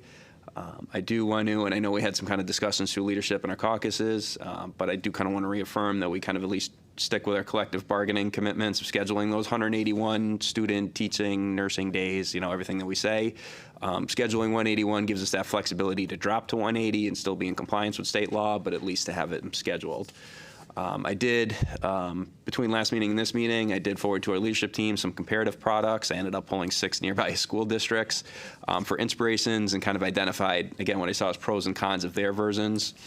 I understand the superintendent developed this calendar recommendation with input from his administrative council and collective bargaining unit representatives. Nonetheless, for me, it's still kind of like, I see it more as like a foundational document, and I wouldn't be opposed to the board, digging in, maybe a workshop, maybe not a workshop. I know we're going to be here late tonight. I don't want to say later, but I think the calendar is one of the most important things we do, and I really want to hear what each member, all 9 of us have to say, not just have a couple of us speaking and then kind of everybody else remaining silent. So I do feel like maybe there's some opportunity to optimize a product before it's approved. Since I know there is kind of consensus with this, I am going to throw an amendment motion on for this. So my motion to amend is taking the superintendent's proposal and moving the identified anticipated graduation date as June 11th and moving it to Friday, June 18th and labeling it as a firm graduation date. My reasoning for that is with having a graduation only 2 days after the last day of school, if there are adjustments to weather closings, other operational needs, we could potentially be having a graduation ceremony on a school day, or if school even continues, while seniors may not need to attend, we may have other high school students attending post-graduation, which I think would be a little disheartening for them. And I think moving it to the 18th provides that reasonable buffer. It would be still a Friday and before the holiday. So I'm going to introduce that amendment motion to this calendar. Second? Second. Seconded by Mr. Gauss. Any discussion on Mr. Kober's motion? I will just share my one comment here, Phil. I appreciated all the hard work you did looking into calendars and providing input. I am not in favor of changing the graduation date to a week later. That would be over a week after our last day of school, which seems a little excessive. So can we do a hand vote on Phil's motion? All in favor of Phil's motion? Amendment, sorry, thank you. Amendment to the calendar. 3 in favor, all against. 6 against, and that would leave no abstentions. So that did not pass. We were going to move forward with our discussion on the original motion of the superintendent's presented calendar. Any other discussion? Ms. McGuire-Bruce. I just want to say that I'm glad our calendar now highlights the cultural holidays. There's a QR code linking to a full list. I think that's a good balance to make sure that everyone feels included, and we are honoring all the different cultural holidays that are celebrated here in our district. It reflects our commitment to encouraging that all students and staff are appreciated and to be respectful of each other's heritage and cultural diversity. A next step, I know, Leslie, you did a lot of hard work on this, but a next step could be adding brief information about each holiday through the QR code link, maybe a potential focus for the new ed tech communication person in the future if they're not super busy with other things. Just a thought. Other comments? Mr. Gauss? So I'm happy the alternative or additional, however you want to put it, holidays and cultural observances are on the back, because I don't believe it's inclusive enough, and I believe we should actually have some kind of provision to add to whatever goes on that QR code as people find necessary. Because the moment you publish a list, it's out of date, and that I see as a big problem. And being on the back, it's going to sit on everyone's refrigerator, and no one is ever going to look at the back. So having that QR code is good because it will allow you to call up and see what the latest and greatest ones are. Thank you. Thank you, Mr. Gauss. I will clarify. One is, I think it was your great suggestion for a QR code. Right now, the QR code goes nowhere, but it will go somewhere. And it's actually going to go to a much fuller list of holidays. So the list that we will post publicly is incredibly expansive. And so we will ensure that we all get a copy of that. And I do agree that I think it's an opportunity for us to learn and grow. We are obviously striving for inclusiveness and diversity in our community, and I think this is an opportunity for us to demonstrate that. So thank you for those comments. Ms. Gerard? Just real quick, first one is more, I think they're both more of like clarifying questions, that these calendars were always 2 pages to begin with anyway. So adding that, I think, is absolutely fantastic. And my last part of it is, how were those specifically chosen as far as the holidays? Perfect. So I will share, I did some research on our demographics, student demographics and community demographics and surrounding communities, and took what our most prominent religious and cultural demographics are to create the shortened version on the back page, but the full list will be available online. Okay, thank you. No worries. Any other comments? We have the student reps here. Oh, Mr. Anderson. This is just a calendar. I mean, are we going a little crazy here? It's a calendar. This is like one of those, it's like a Swiss Army knife, but it's one that's like 6 inches wide and it's got 4 million things. I mean, we don't have to have an encyclopedia of information involved in a calendar. It's a calendar. So I think we're getting possibly a little carried away. Maybe just a little bit. Thanks. Ms. McGuire-Bruce? I just want to say, I think Phil said, like, this is one of the most important things we do, right? Policies, the calendar, we have a lot of important business we do. This is one of those things. So, you know, I know that Phil would have hoped to have our workshops so that we could all have these conversations, you know, but I do think it's important. And I think it may be a piece of paper to some of us, but it shows a much bigger picture to others. So I just want to say that. Ms. Gerard? I was going to add that it has a lot to do with inclusivity and representation, and to be able to see those represented, the holidays represented for these students. It may just be a piece of paper, but to them, it's something really, really important. So thank you to both of you for pointing that out, because it really makes a difference for our families. Go ahead. I would just like to add on, like, coming from a perspective of a student, I feel like Enfield High is such a big school, and I feel like every day I truly meet people part of different backgrounds, and I learn things about people, even my closest friends, that I never knew about them, like with religion and beliefs. And I feel like it's important to have something that, even if it's just for families to graze over, like at least they have a basic idea of some things that could be happening in people's lives. Thank you. All right, I'm going to end with a comment. I have been advocating for this for quite some time, so I'm quite excited to see it on the backside. For me, it's a kind of, to mirror your comments, an opportunity to increase awareness, create a sense of inclusion for all, and support our mission of building global citizens. So happy to see those adjustments included. I'm going to ask for a roll call vote on approving the superintendent's presented calendar. Mrs. Gerard? Yes. Mr. Anderson? Yes. Ms. Broculio? Yes. Mrs. Cushman? Yes. Mr. Gauss? Yes. Mrs. Kiner? Yes. Mr. Kober? No. Mrs. McGuire-Bruce? Yes. Board Chair Pickett? Yes. Motion passes 8-1-0. Thank you. All right. On to our last unfinished business. We are continuing the fiscal year 27 budget presentation. Thank you, Mr. Macchio. I see we have a nice updated packet here for our binder. So I'm going to kick it over to you. Okay, thank you very much. You do have a updated packet related to all of the different tabs with your presentation, the budget summary, the variance summary, and the object breakdown, as well as you have an updated FTE report related to the staffing. So those are your changes that are for your binders. The quick synopsis that was provided as part of the packet for this evening's board meeting is the budget history page. This will be a page that will continue to grow.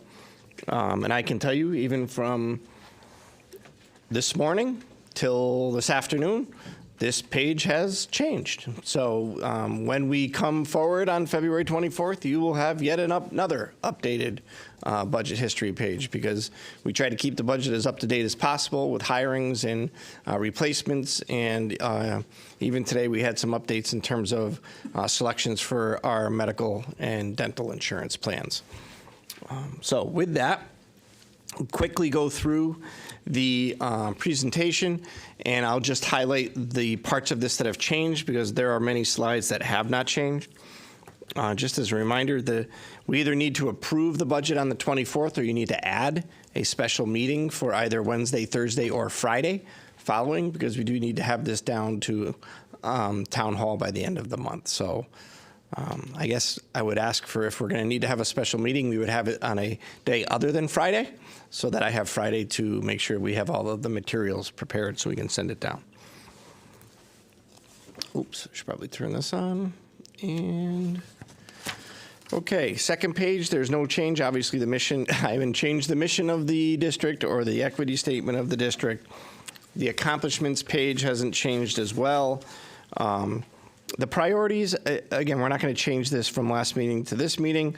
And this is just a reminder page for everybody.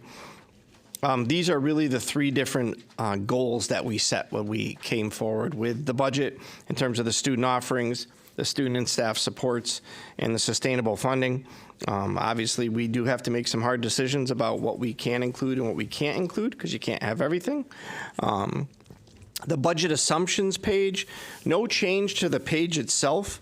And as Chairperson Pickett said, I did attend the, it was a very long title today, but it was the Hartford Area Superintendents Association, CREC, and CABE held the legislative breakfast.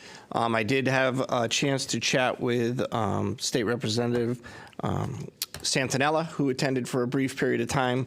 Unfortunately, Ms. Hall did let me know that she was unable to attend due to some meetings, and Mr. Kissel wasn't able to attend. But the legislature is bringing forward a number of items, sort of coming fast and furious. One of them is going to be those that are directly related to this page are about the ECS, the Educational Cost Share Grant. So there is some hope, some positive possible movement in terms of their adjustments being made to that grant related to the foundational level. Excess cost is always a conversation, so of course that came up again. Magnet tuition is a very hot topic right now with the legislature, and I can tell you there is some significant impact on the district in terms of that magnet tuition that was included as part of the governor's bill. It's about a $500,000 impact for Enfield should that go through as it stands today. And then obviously cell phone bans. We're hearing all about cell phones and whether they should or should not be in school. I will tell you that from the Superintendent's Association, it's split. I mean, you couldn't get consensus on the calendar. Forget about consensus on cell phone bans and whether or not we should or whether we should not have them. Because we do have policies in place. It's about the enforcement of the policies, I think, is really where it comes into play. Budget development, we're still going through the process, so the budget development hasn't changed. And then our overall recommendation page has changed. It reflects a 4.63%. And really, the changes on this page are largely due to the $285,000 appropriation from the town council being added into the budget. And the major impact you'll see is under the salary object code, the benefits object code, as well as the property object code. You'll see, if you were to go between the two presentations, you'll see a significant shift in terms of the percentage object change on the property line, because obviously we added $285,000 to the denominator, so that's going to drastically change the percentage breakout there. A little bit of background for you, because there have been a number of districts through the business office, the Connecticut Association of School Business Officials puts together a spreadsheet every year where we all listen. The number one question out there is, what's your budget percentage going to be? There has been a significant number of districts that have input those. Right now, just before this meeting, I did a double check on it, and the Connecticut average from CASBO for those districts that did put in is 5.5% is the average across the state. That ranges in, it's a large range. It ranges from about 1.5 to 14.94. If you pick up the paper, the Consolidated or New Britain Public Schools is having significant issues related to the budget that they are taking to the legislature regarding it. So we're sort of right in that area. In the future, I'll give you some other breakdowns related to how we compare to our DIRG, as well as the surrounding communities that we used as part of the per pupil expenditure. Budget drivers. I guess the reading glasses are going to be getting closer than farther away from me. There was a mistake in the last one. Driver number 8 was inaccurately shown last time, and it's actually our technology services should have been displayed there, and that's a 0.8%. For those of you who are wondering what that basically is, we do send a significant amount of money down to Town Hall because the IT. All of our software, or excuse me, all of our hardware and all of the infrastructure is run through the IT piece at Town Hall. So we do have to send down a significant portion of money, and that's what caused that to be the budget driver there. So that was a change. My apologies for that. No change on the student enrollment. We still have the kids that we have. The breakdown is obviously going to be the same. And then when you get to the FTE report, no change on the first slide. But I did want to put a slide in there that follows this. So if you wanted to go back and forth between this slide, slide number 11 and slide number 12, that will show you the changes between the FTE. So where they're located as of right now. And then if you go to the next slide, this includes the proposed with those positions that we have included in there. So there is an increase from the 855.75 as proposed next year. When we add together all of the FTE, the full-time equivalent employees, it ends up being 864.25. And I will say, I think that there is a direct correlation to priority number 3 for our budgeting. We purposefully put in positions in a place where we thought they would be sustainable. We are trying to slowly, incrementally get back to, and I'll add another slide in. This is a new slide for you. This gives you your FTE comparison over years. So you've had major fluctuations. The large increases as you go from 2021, I think you heard earlier, everybody knows what happened in March of 2020. And then all of a sudden, all of the federal funding came in, and all of the ARP-ESSER and everything like that came in, and then you had this huge influx in terms of FTE.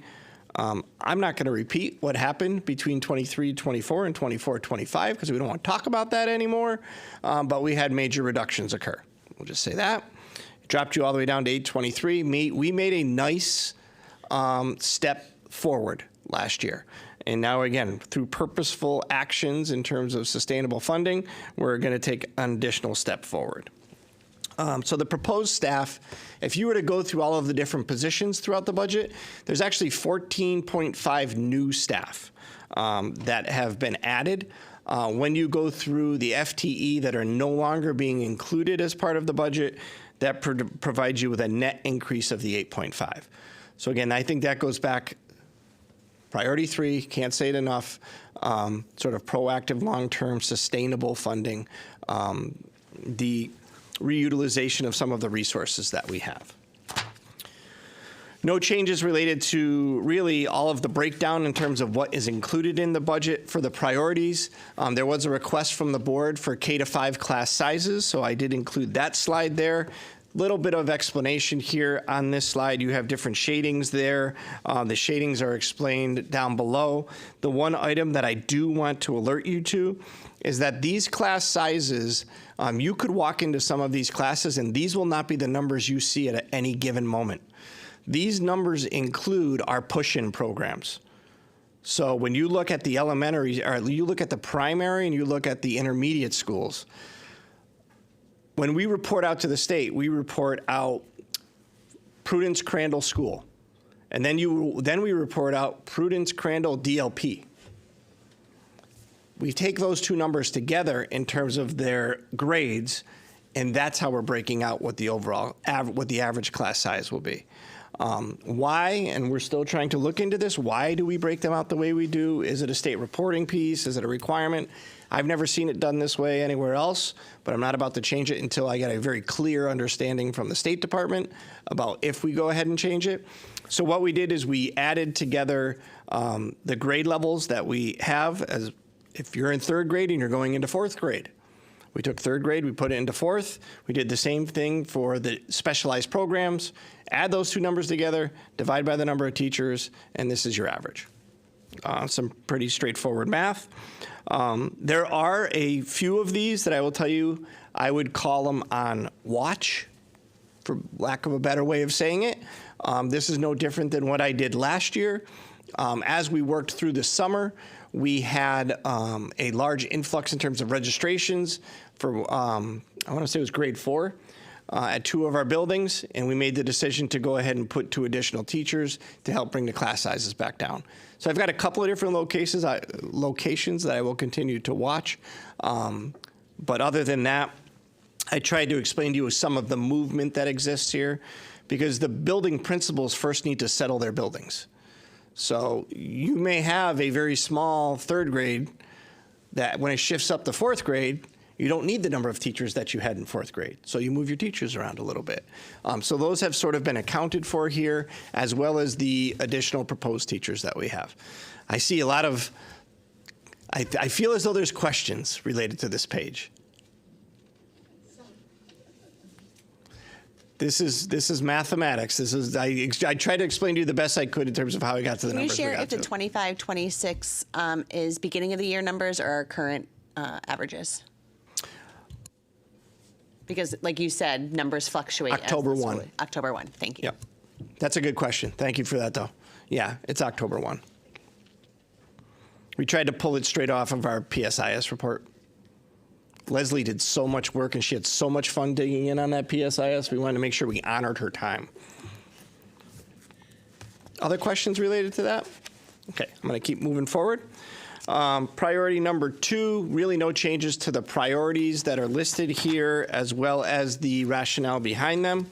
Same thing with number 3, as well, in terms of the breakdown and explanation behind the sustainable funding. I think I've talked about that a few different times this evening. No change on the net current expenditures. I will pause briefly in terms of the net current expenditures per pupil page here, because it breaks it down by DIRG, and it also breaks it down by those surrounding towns. Average percentage budget increase as of today for our DIRG is 5.6. And the average percent increase for our surrounding towns, this list here that we had done, is actually 5.14. And for both of those numbers, I obviously removed ourselves from that because I wanted to do the comparison with everybody else. Grants and revenue page, no change at all on this page. I do want to, no change on the page, but I do want to bring up, and I know you saw this, I know you guys love to spend your weekends reading the weekly update, but in the weekly update, you will note that the federal appropriations bill was signed by the president. There's a couple of pieces there that's a very nice positive for us, and that's the Title I money. There was an increase in terms of Title I money that was included there, about $20 million extra. Now remember, that's Title I across the nation, but it's still additional funding. IDEA went up $20 million. There was a rural education grant that went up $5 million, and then Head Start, which we were very worried about in terms of what was happening, that there was an increase in terms of Head Start funding. So again, that's all was just signed, and as you know from the grant presentations, those last for a few years. So no other change on that, no other change on the sustainability slide, and look at how quickly I went through there. I'd be happy to answer any questions for you. Thank you, Steve. Before we open it up for questions, I just want to reiterate to the public that after our last meeting, Steve did share a document for us as board members to insert questions and comments and concerns. I would encourage all board members to insert your questions there. It's a nice way for us to be able to know what each other are wondering and asking, and also to give Steve a chance to prepare and provide answers. And I also just want to say I appreciate the layout of the budget and demonstrating where district costs are offset by grants, donations, and revenue. I think that's helpful to understand the complete package of our budget and how we're using those funds to support the district. So I will pause for the rest of my comments or questions and look to others. Just a quick, before you, not to interrupt you, the question and answer document, and I know I responded back to Ms. McGuire-Bruce. I've been going through, because there's been some comments onto the side of those. I've been taking the comments rather than having a string of comments come in. If there's a question within that comment, I'll pull it and I'll put it into the question portion, and that will obviously allow me to directly answer that so we can follow it. I have no problem with, and this is totally up to you, it's a document that I'm trying to provide you the answers to. I have no problem taking that document and making a PDF of it periodically and placing it onto the webpage, because the general public a lot of times has the same questions, and they want to know that you asked the questions, and they want to know whether I gave the answers. And it's not just me, by the way. The cabinet gets together to make sure that we have. What's that? See their little name on it when I'm on the document. Who's on it? Yep. So, Mr. Macchio, I appreciate you sharing that. Actually, I was thinking before this meeting if that would be something that we could post online so folks could see the active engagement of board members and the questions being asked. So I think that's a great idea. Yeah, I only mentioned the PDF because it is a shared document and there's live things that are happening, and something may disappear from the document, and I need to, I don't want something to be messed up on there. I want to make sure it's clean when it's up on the website. So it's something that I can do very easily. I'll hand it over to Leslie, a PDF, and she can put it up there for you. So every few days we will likely update it, and when we post it, I'll post it with a date so you know how recent it is. Thank you. All right, Mr. Kober, it looks like you were ready again. Awesome. Thank you, Madam Chair. So, Superintendent Macchio, I don't know if you could just go back just two slides to the grants and revenue slide, because I just want to highlight that. I think that's an important one, kind of as we were talking about, with the budget process and the total cost of education. I know we've talked about it in different presentations. Obviously there's the appropriation that, we pass, like our general budget that goes to the town council. And that appropriation's made of municipal revenue, and then the ECS, the educational cost sharing from the state. So that's what you see kind of in that top line, the requested for next year at the 83. Then we do have those money that kind of filters in different ways, grants and nutrition that comes in that we're anticipating, and then revenue and reimbursements that the district gets. So when you look at that total expenses to see what it costs to educate students in the district, I think it's an important number to see. Obviously, even beyond that, that number kind of aligns pretty close with what you might see for state reporting. But the town itself is a separate entity, also does provide in-kind services where they manage our buildings, they do our security. IT is kind of split. We do have the integrated, the information technology partnership agreement with the towns. We pay a certain amount that's specified in the budget, and the town pays it. But there is some kind of in-kind there. So, just for the public's awareness and everybody else, I mean, you're talking like for next year in excess of, $100 million to educate the kids in Enfield. So, again, when we talked about finding consensus and going through, it's it's hard enough in the calendar, it's hard enough at the CABE Area 2 breakfast, and it's really hard with the budget. However, as we go through, I think we're asking the important questions and going through it. So, kind of just some of the comments I kind of prepared. Just for the public awareness, I know the superintendent kind of touched on it. After the last meeting, the percentage increase number that was presented, like that public takeaway, was 4.97. I think Mr. Ard at the time had asked a question like what had changed, and I think the superintendent had kind of erroneously mentioned 4.96. I know he caught it in his weekly update, and he sent us an addendum to that, so I just want to confirm that 285,000 that we got did throw that number off a little more. So the 285,000 out of the original budget is actually a 0.359% increase. So when you're looking at the current, what the percentage is, and we're in the 4.62, 4.63 range, it's not that we haven't actualized any savings yet. It's that we've redone the math with that additional 285,000. So just for, public awareness, I know in our agenda packet, there are some changes, and I think the changes only amount to like 22,000 right now. It's not big. That big decrease is kind of based off the math that we didn't have in front of us at the time that is now applied to this. So when you're looking at the net change for that 4.6 number, that's kind of where it comes from. So I just kind of wanted to explain that, just, on the records, everybody kind of understands that. Just before you move on to your next point. Yep. The top of the budget history page is a little different than it was previous years because of the additional appropriations. Because I really did want to capture, you had multiple additional appropriations. So the top of that budget history page will take you through that. From the town council original appropriation, then there was the additional, then there was this one from, January 20th, and now your new total 25-26 appropriation. So that's where it's being based off of now. So yeah, not a lot of change from the last meeting, but when you change the denominator, it's going to change what you end up with for a percentage.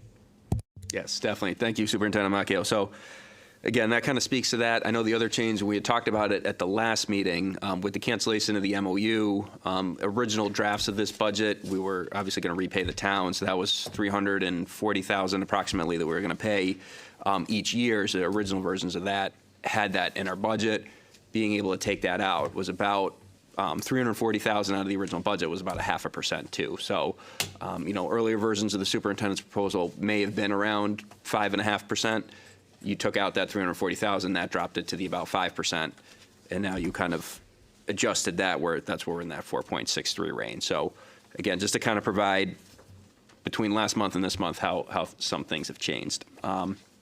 I did have a question, and I probably asked this before, and this is going back to your enrollment slides, because I'm always interested in, obviously, we're follow cohorts for grade by grade by grade. You explained that. There's some fluctuation. But I'm always interested in, how accurate or how comfortable we are in projecting the kindergarten numbers. I know, obviously, that's the one where we don't have universal pre-K. We don't know how many kids are coming in. Obviously, kids that are enrolled in, PK STEAM and integrated and so forth.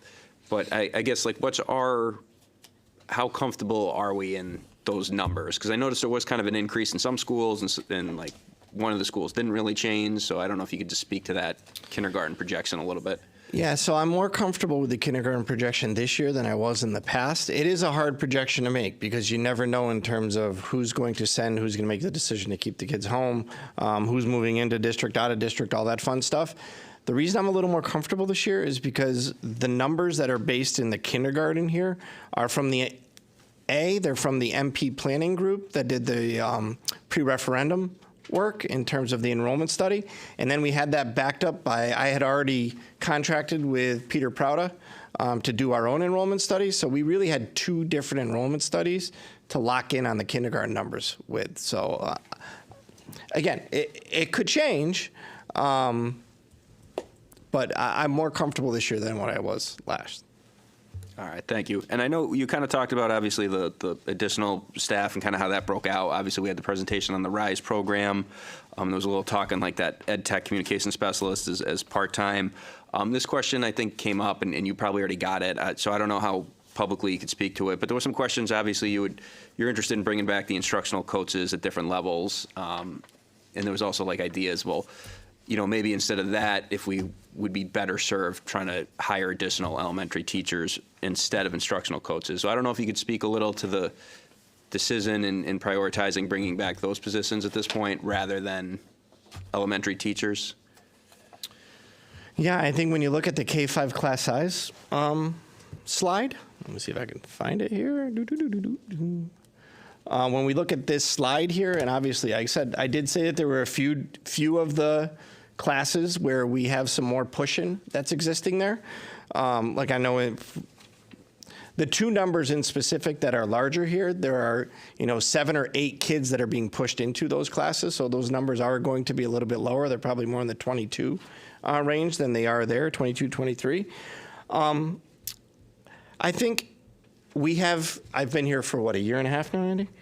And I think for a year and a half, we've been talking about the fact that we need to shore up, strengthen our Tier 1 overall instruction. Because if the Tier 1 instruction is not as strong as possible, all you're going to continue to do is add more and more interventionists. The decision to put those academic coaches down, or instructional coaches down in the K-2 level was because if we can start with the K-2 level and reduce any of the gaps that exist at the lowest level, then those gaps, they're not going to have the opportunity to grow more and more and more as they go from K2 to 3 to 4 to 5. The purpose of only putting them at the primary and leaving the some of the academic tutors at the 3-5 level is, we have to be honest, there are still gaps that exist. Those teachers are a little more, I think every teacher would love to have the academic tutors remain in the classes. But again, it's about prioritizing how we are going to address the situation. Not great on analogies, but it's the old one that we hear about all the time. You can hand a person a fish and let them eat for a day, or you can teach them how to fish and they can feed themselves for a lifetime. I think we have excellent teachers, but we can all get better. The research will tell you that one of the strongest ways to improve your instruction is through the coaching model. When you look at professional development, you can either have your folks come and listen to you talk about, what theories you have and what theories you wish to entail in the classrooms, and then you can give them some time to maybe demo it. But if they don't have repeated support and practice and coaching coming back in, it's not going to transfer to their everyday practice.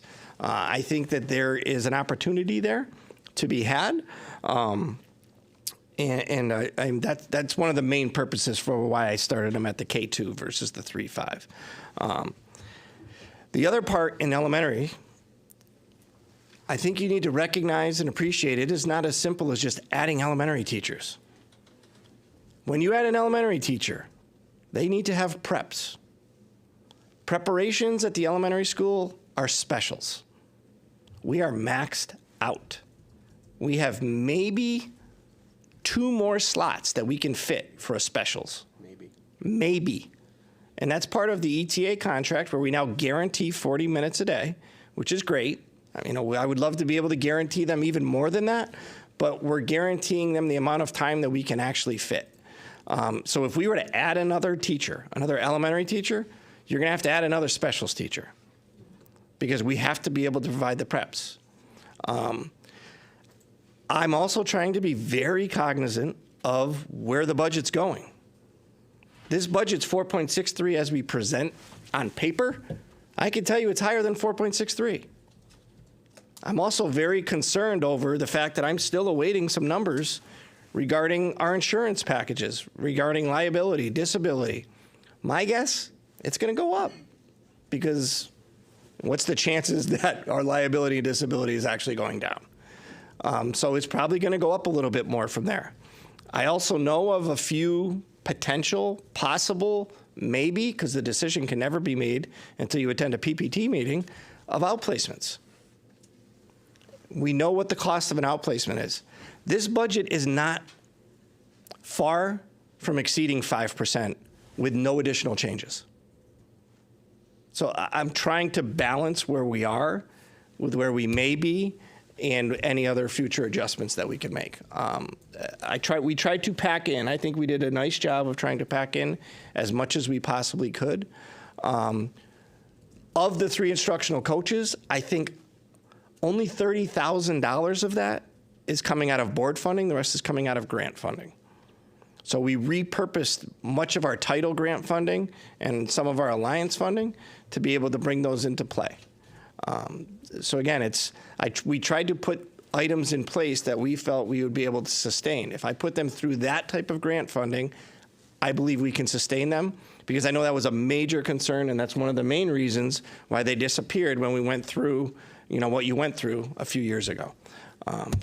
That's a very long answer to a short question, so I apologize. That was a long answer, but you know what? That was very in-depth, and I'm glad you gave it, because you touched on a few other points that probably saved me from kind of addressing those. And just to highlight, I think it's important too, like you said, these numbers include the push-in, because yeah, you might have 7 or 8 students from a DLP program, but again, how much time, depending on their IEP, do they spend in the class? Is it 25% of the time, 50%? It's obviously different. It's all individual, dependent on the child. Exactly. So it varies. So it's good, and it's reaffirming, tying back to like last year's budget where priority was reducing class sizes. These numbers up here, it's like the high point, and you may have a low point that falls down. So Again, I don't want to kind of take the mic the whole time, so I'm just going to throw in some general remarks, and then I was going to say, we're getting close to You better 10, vote so yes I'm to going 10. to say, yeah, I want to make sure that there's comments from everybody.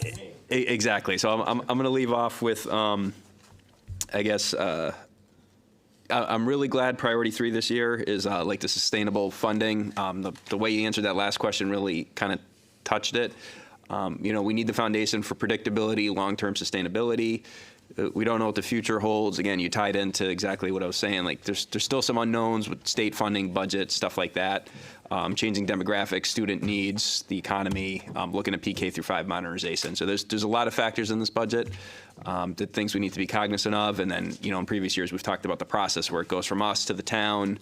Potentially the fiscal part might change, and if it does, it comes back to us. If not, then there's still that break for implementation. So I just kind of want to leave off with that. Again, obviously we got more to ask, and we'll be doing this at another meeting. So thank you. Ms. McGuire-Bruce? So first, I heard you in that long-winded response, but I still have some things to say.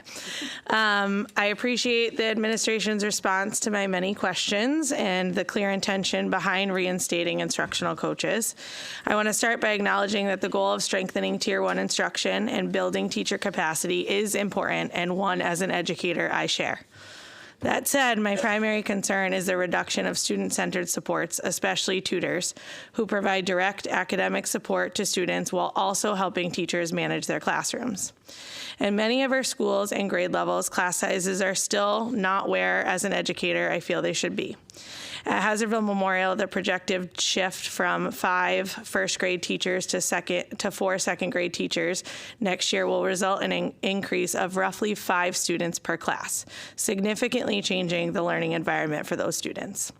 At Enfield Street School, kindergarten classes next year are projected to start the year at 21.5 students.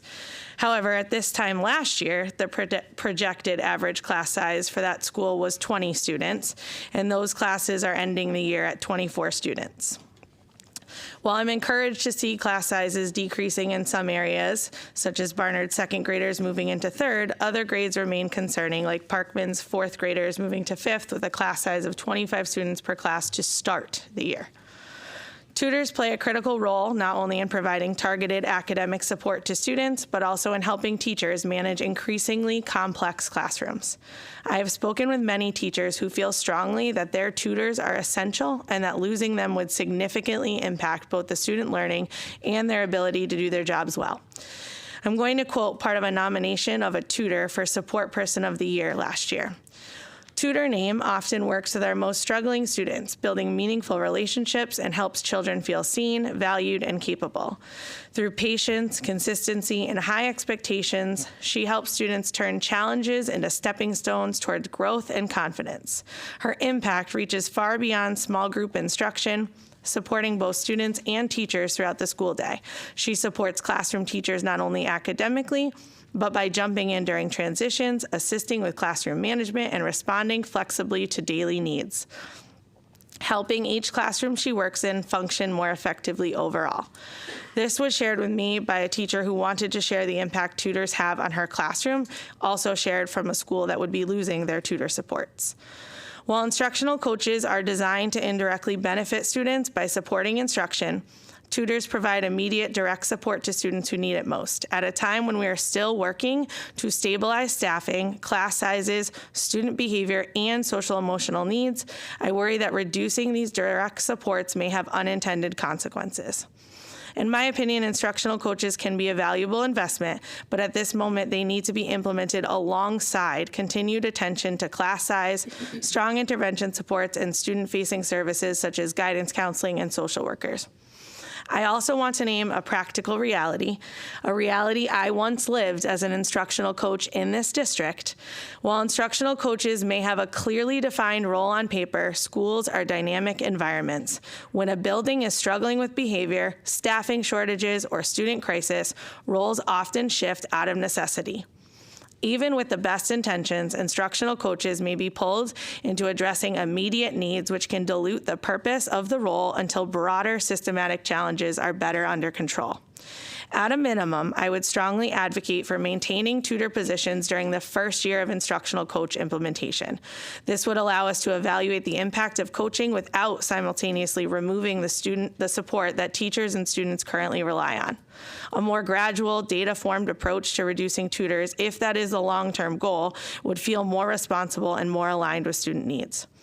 I want to be clear that I support long-term instructional improvements, and my goal here is not to oppose instructional coaches, but to better understand how those positions are being balanced against the current realities in these classrooms.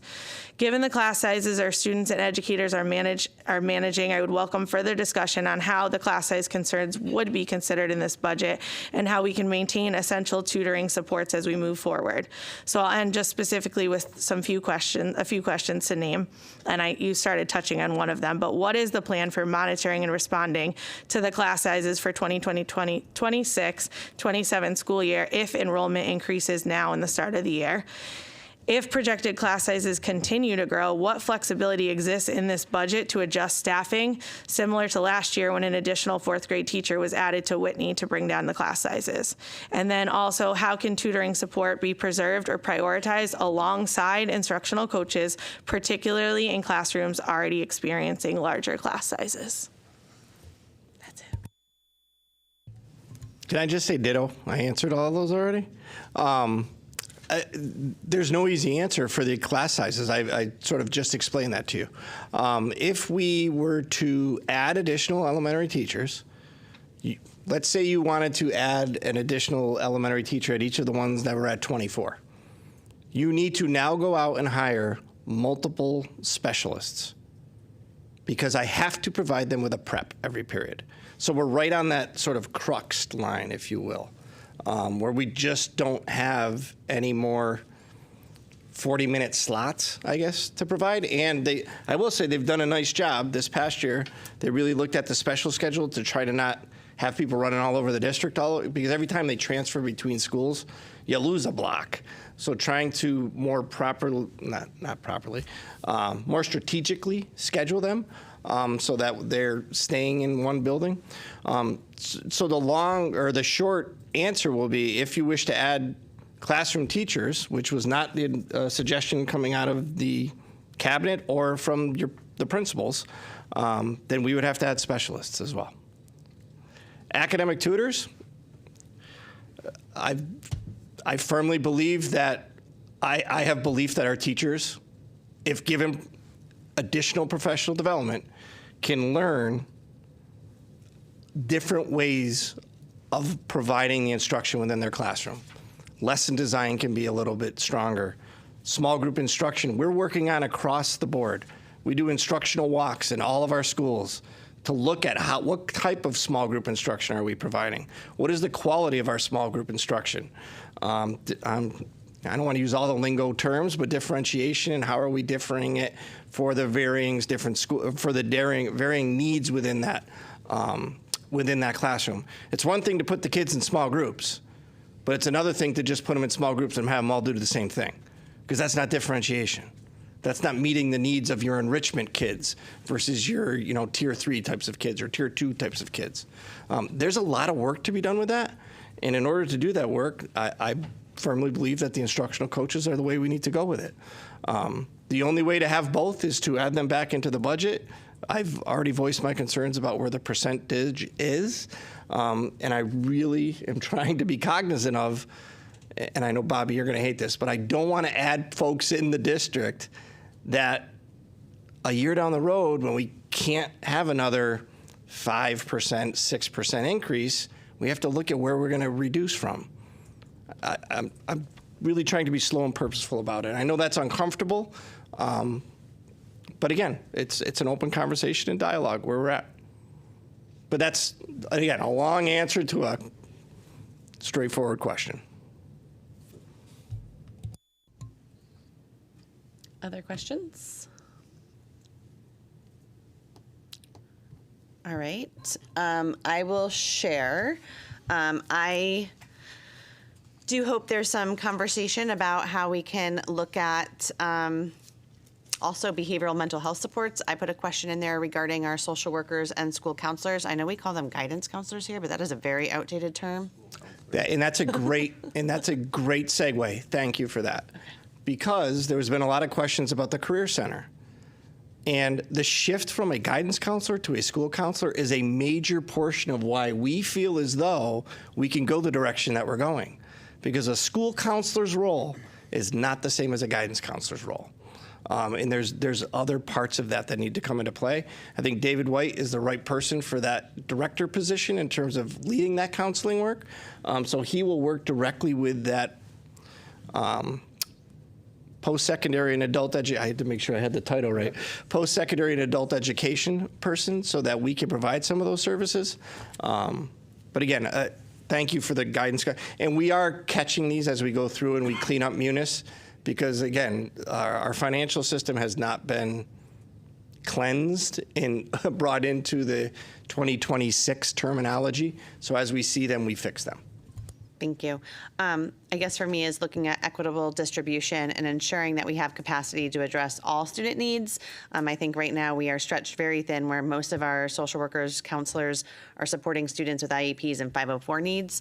It's also clear by the number of 911 transports, especially at our K-5 buildings, seeing an increase in those, that we need additional mental and behavioral health professionals in our schools to support those learners. And also thinking about the roles and responsibilities and job descriptions of admins versus coaches, and ensuring that there's some clear support and delineation of responsibilities.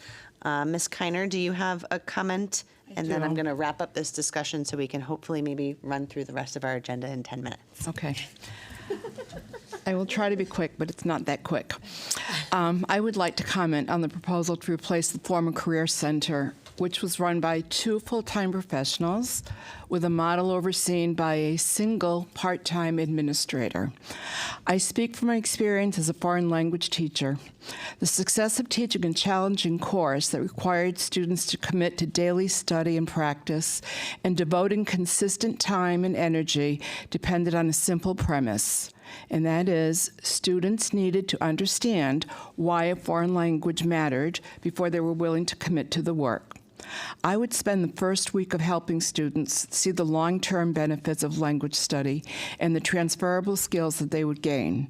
Once they understood the purpose and what they could gain from knowing a foreign language, they were willing to engage consistently and put in the daily effort required. I view the eliminated Career Center program in the same light.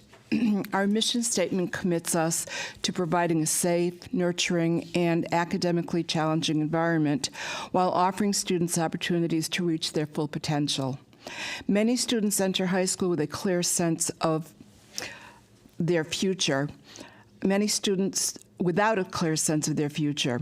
They are balancing typical adolescent challenges along with serious societal pressures, and they need a reason to believe that their education is worth sustained effort. While some students are highly motivated and well supported at home, many are not. No amount of instructional excellence can reach a student who is disengaged before even entering the classroom door. The former Career Center program played a critical role in motivating students from the very start of high school. It offered structured, grade-level programming that helped students explore options, identify goals, and develop plans for life after graduation. Its success has been recognized by multiple organizations dedicated to supporting students on their path to adulthood.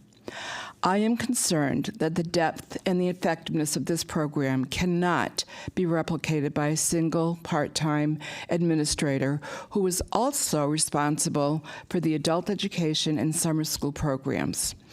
As we consider the budget restraints, I urge the superintendent to weigh not only cost savings, but also the long-term impact on student engagement, direction, and post-high school readiness. I'm happy to share the specifics of my research on the scope and the reach of the former Career Center. Finally, I would like to ask whether the superintendent received any guidance or feedback in gaining understanding of the success of the former program, either internally or from outside sources, external partners, during the process of attempting to hire a replacement capable of replicating the outstanding accomplishments of the former career program. Thank you. Yeah, so no decision is made in isolation, Bobby. There's a lot of conversations with a lot of different people, as you heard, when the other presentation was made. So there has been a bunch of collaboration about what could we do to try to reopen the Career Center in some form or some fashion. As I said multiple times this evening, one of the priorities was about trying to sustain the funding over time. The Career Center would be one of those items. Should I put it back in? When class sizes become too big, it will have to come back out. So I just didn't feel that was the proper thing for those folks again.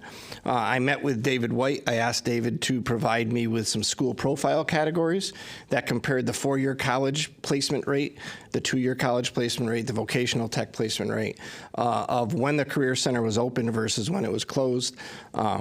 Unfortunately, it goes back a number of years, and when you go pre-COVID, everything gets a little wonky. So it's very hard to compare those two. We only do have the 1 year of it being closed, so it's hard to do that comparison.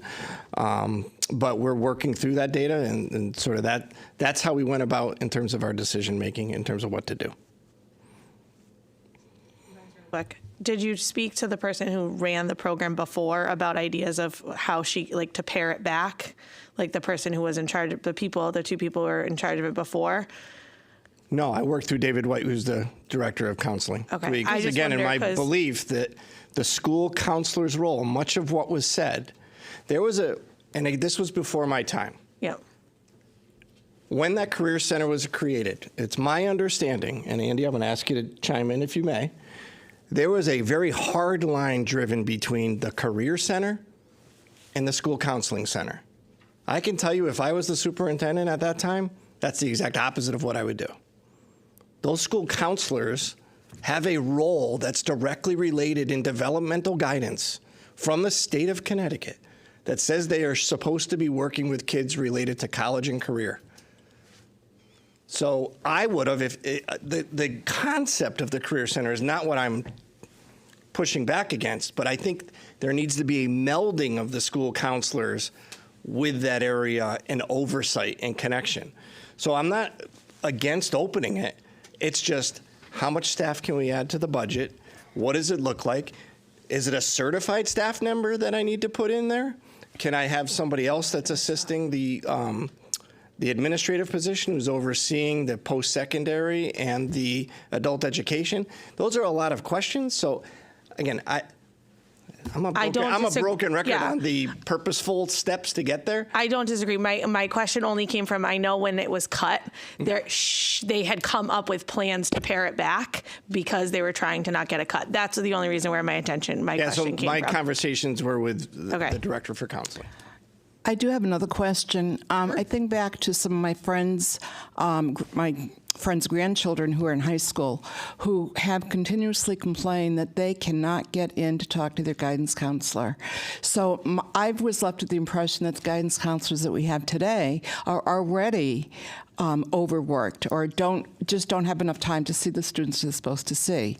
And now you're asking them to meld their position into the Career Center. I'm just not sure that that's going to be adequate. I'm not asking them to take over the entire portion of it. Yeah. But there is a portion of your school counseling developmental guidance program which is directly related to college and career and transition programming. So they do need to have a piece of that.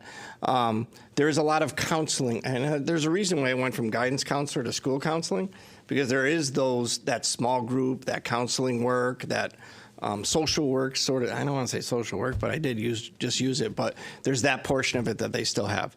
We do have the 6 school counselors that are currently up at the high school, as well as our director for counseling, as well as our social workers and our school psychologists. But there is a number of folks, and I don't disagree, because the needs of the kids today are very different than the needs of the kids of even 3-4 years ago. Thank you, folks. I am going to ask if we can have a motion to suspend our rules and go past 10 o'clock.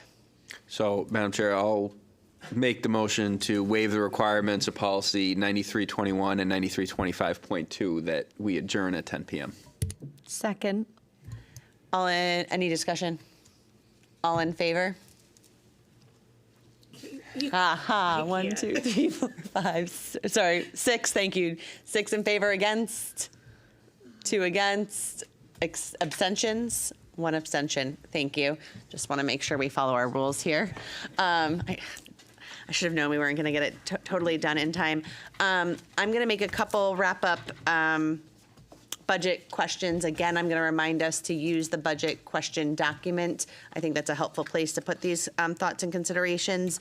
I do want to reiterate, I think it's nice to hear that we are looking at roles and responsibilities. For those of us on the board, the State Department of Ed does have a school counseling framework I can share with folks, because it has shifted. What used to be the person that just made your classes and helped you pick your schedule is a very different role nowadays. So I will include those, I'll include that link for you all. All right, new business, none. We spent lots of time on unfinished business. And now we will go through our committee reports, starting with curriculum.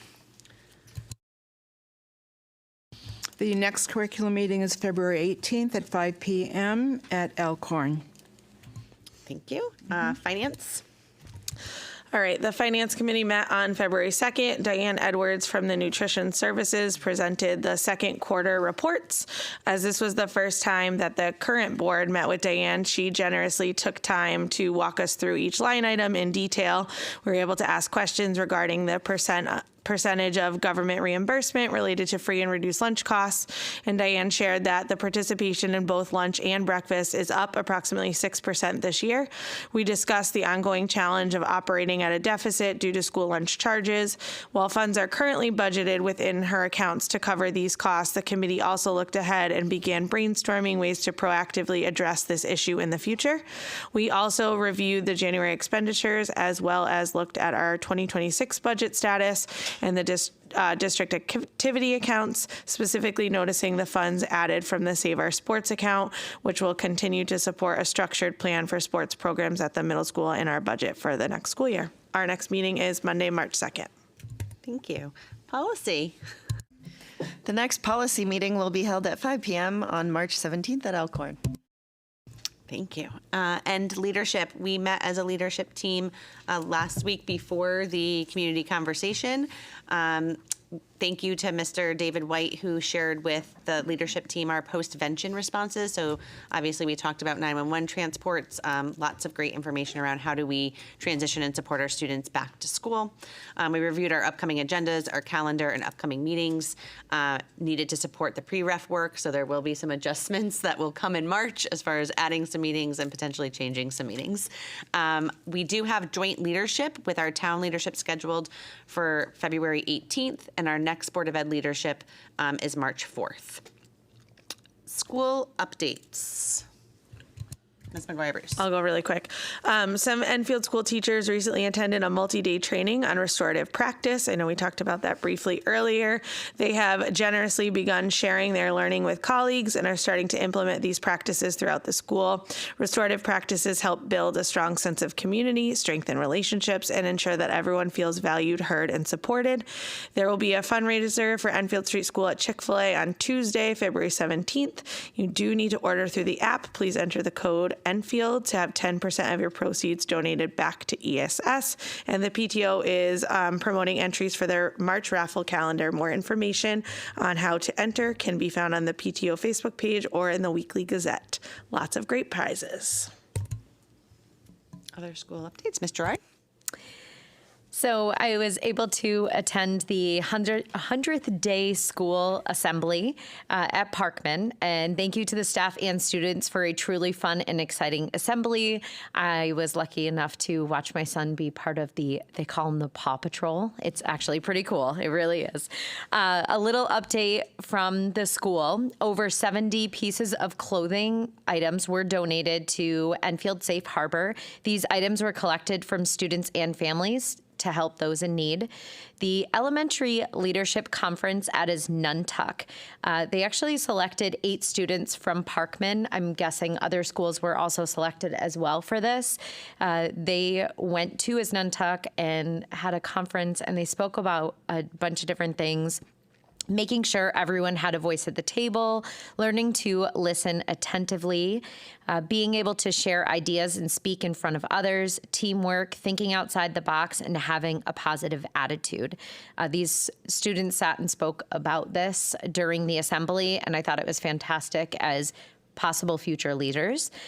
Students met during lunch to learn how they can be a positive change at Parkman. They're working on recess posters and positive affirmation Post-its around the school, which I thought was fun. A huge thank you to the PTO for the Special Persons Dance. Once again, you put on a truly amazing event for the kids. We appreciate all that you do for our kids as well as the families. To mirror Mrs. McGuire-Bruce, the calendar raffle, it is a joint effort between Enfield Street School and Parkman, so make sure that you buy those tickets. Last chance to purchase your Thunderbird tickets is on February 13th, and the PTO's next meeting was today at 7, but it is also on March 10th at 7 p.m. via Zoom. And then just a quick update for Kite. The February meeting was canceled because of the community conversation, so I thank them for that because a lot of people were able to attend. And the next meeting will be on March 4th at CT as Nuntuck at 5:30. Thank you. Yep. Any other school updates? Mr. Kober? Hey, Madam Chair, I'll just do a quick update, just in general, to kind of reiterate, like Parent Square is a great resource. If you're not signed up to get the newsletters, the school weekly newsletters now come out via Parent Square. I know a previous board member always shared out EnfieldPTO.com, so if that's still out there, I think that's a good resource. It is a great place to go. And I know a lot of the newsletters, they say similar things this time of year, like Lost and Found is huge. So like if your kids are missing stuff, check Lost and Found. They might be missing hat, gloves, coats, stuff like that. That's really big. And then the PTOs, I think the PTOs at like every school are looking for support. As Mr. George said, some of them did a special persons dance, some of them have them coming up. Even if you're not in the PTO, they're looking for volunteers or chaperones or stuff like that. So just, if you're looking for a way to get involved, I think that's a good way. Just, not even if you don't want to join the PTO, but just help out at some of those events. I think they all really need it. So just to publicly reiterate that. So thank you. All right. I'm going to move on to joint facilities. The next meeting is on the 12th, February 12th. Joint insurance. A meeting has been scheduled for Friday the 13th at 2 p.m. in the Skidco room. Thank you. Joint security. The Joint Security has a meeting this coming Friday, the 13th at 9:30 in the Skidco room. And pre-ref. So I have a little bit of information about the pre-K to 5 modernization plan with the community conversation that we just had. So here are just some highlights. So at the center of this proposal are 4 new pre-K to 5 elementary schools. These schools would replace aging buildings and provide safe, modern, and consistent learning environments for all students across the district. Another key component is Eagle Academy, which we heard about tonight. This plan provides a dedicated home for specialized academic and therapeutic services, allowing programs to grow and better support students and families. Equally important is adaptive reuse. Rather than leaving buildings unused, this plan ensures every facility has a purpose, supporting early childhood programs, alternative and adult education, transitional learning, social services, and expanding youth programming. Under this scenario, the current view for the new elementary schools would be located at Hazardville Memorial, Prudence Crandall, Parkman, and Henry Barnard, with Eagle Academy housed at Eli Whitney Elementary School. This should be finalized in the coming months, but as of right now, that is what we have as a view. In terms of timing, grant applications are planned for June 30th, 2026, with a possible referendum in the summer or fall of 26. This date is still being determined. Construction would begin, or should begin, in mid-2028, with schools opening in phases between fall 2030 and fall 2032. Again, these are just projected dates when and if the referendum passes. In closing, this plan reflects a thoughtful, long-term approach to supporting students while making responsible use of community resources. There will also be a presentation at the BOE meeting in March or April of 2026. Those dates will be finalized as well soon. Please feel free to check out the full plan and past meetings on the district website. There is a lot of information, so it's really, really important that families, community members, every stakeholder really gets involved and pays attention to that. It is all updated with the actual full presentation, and you can view the meetings as well. So, and the next meeting is on the 18th at 6 p.m. in the Skidco room. Thank you. Yes, Mr. Gauss, go ahead.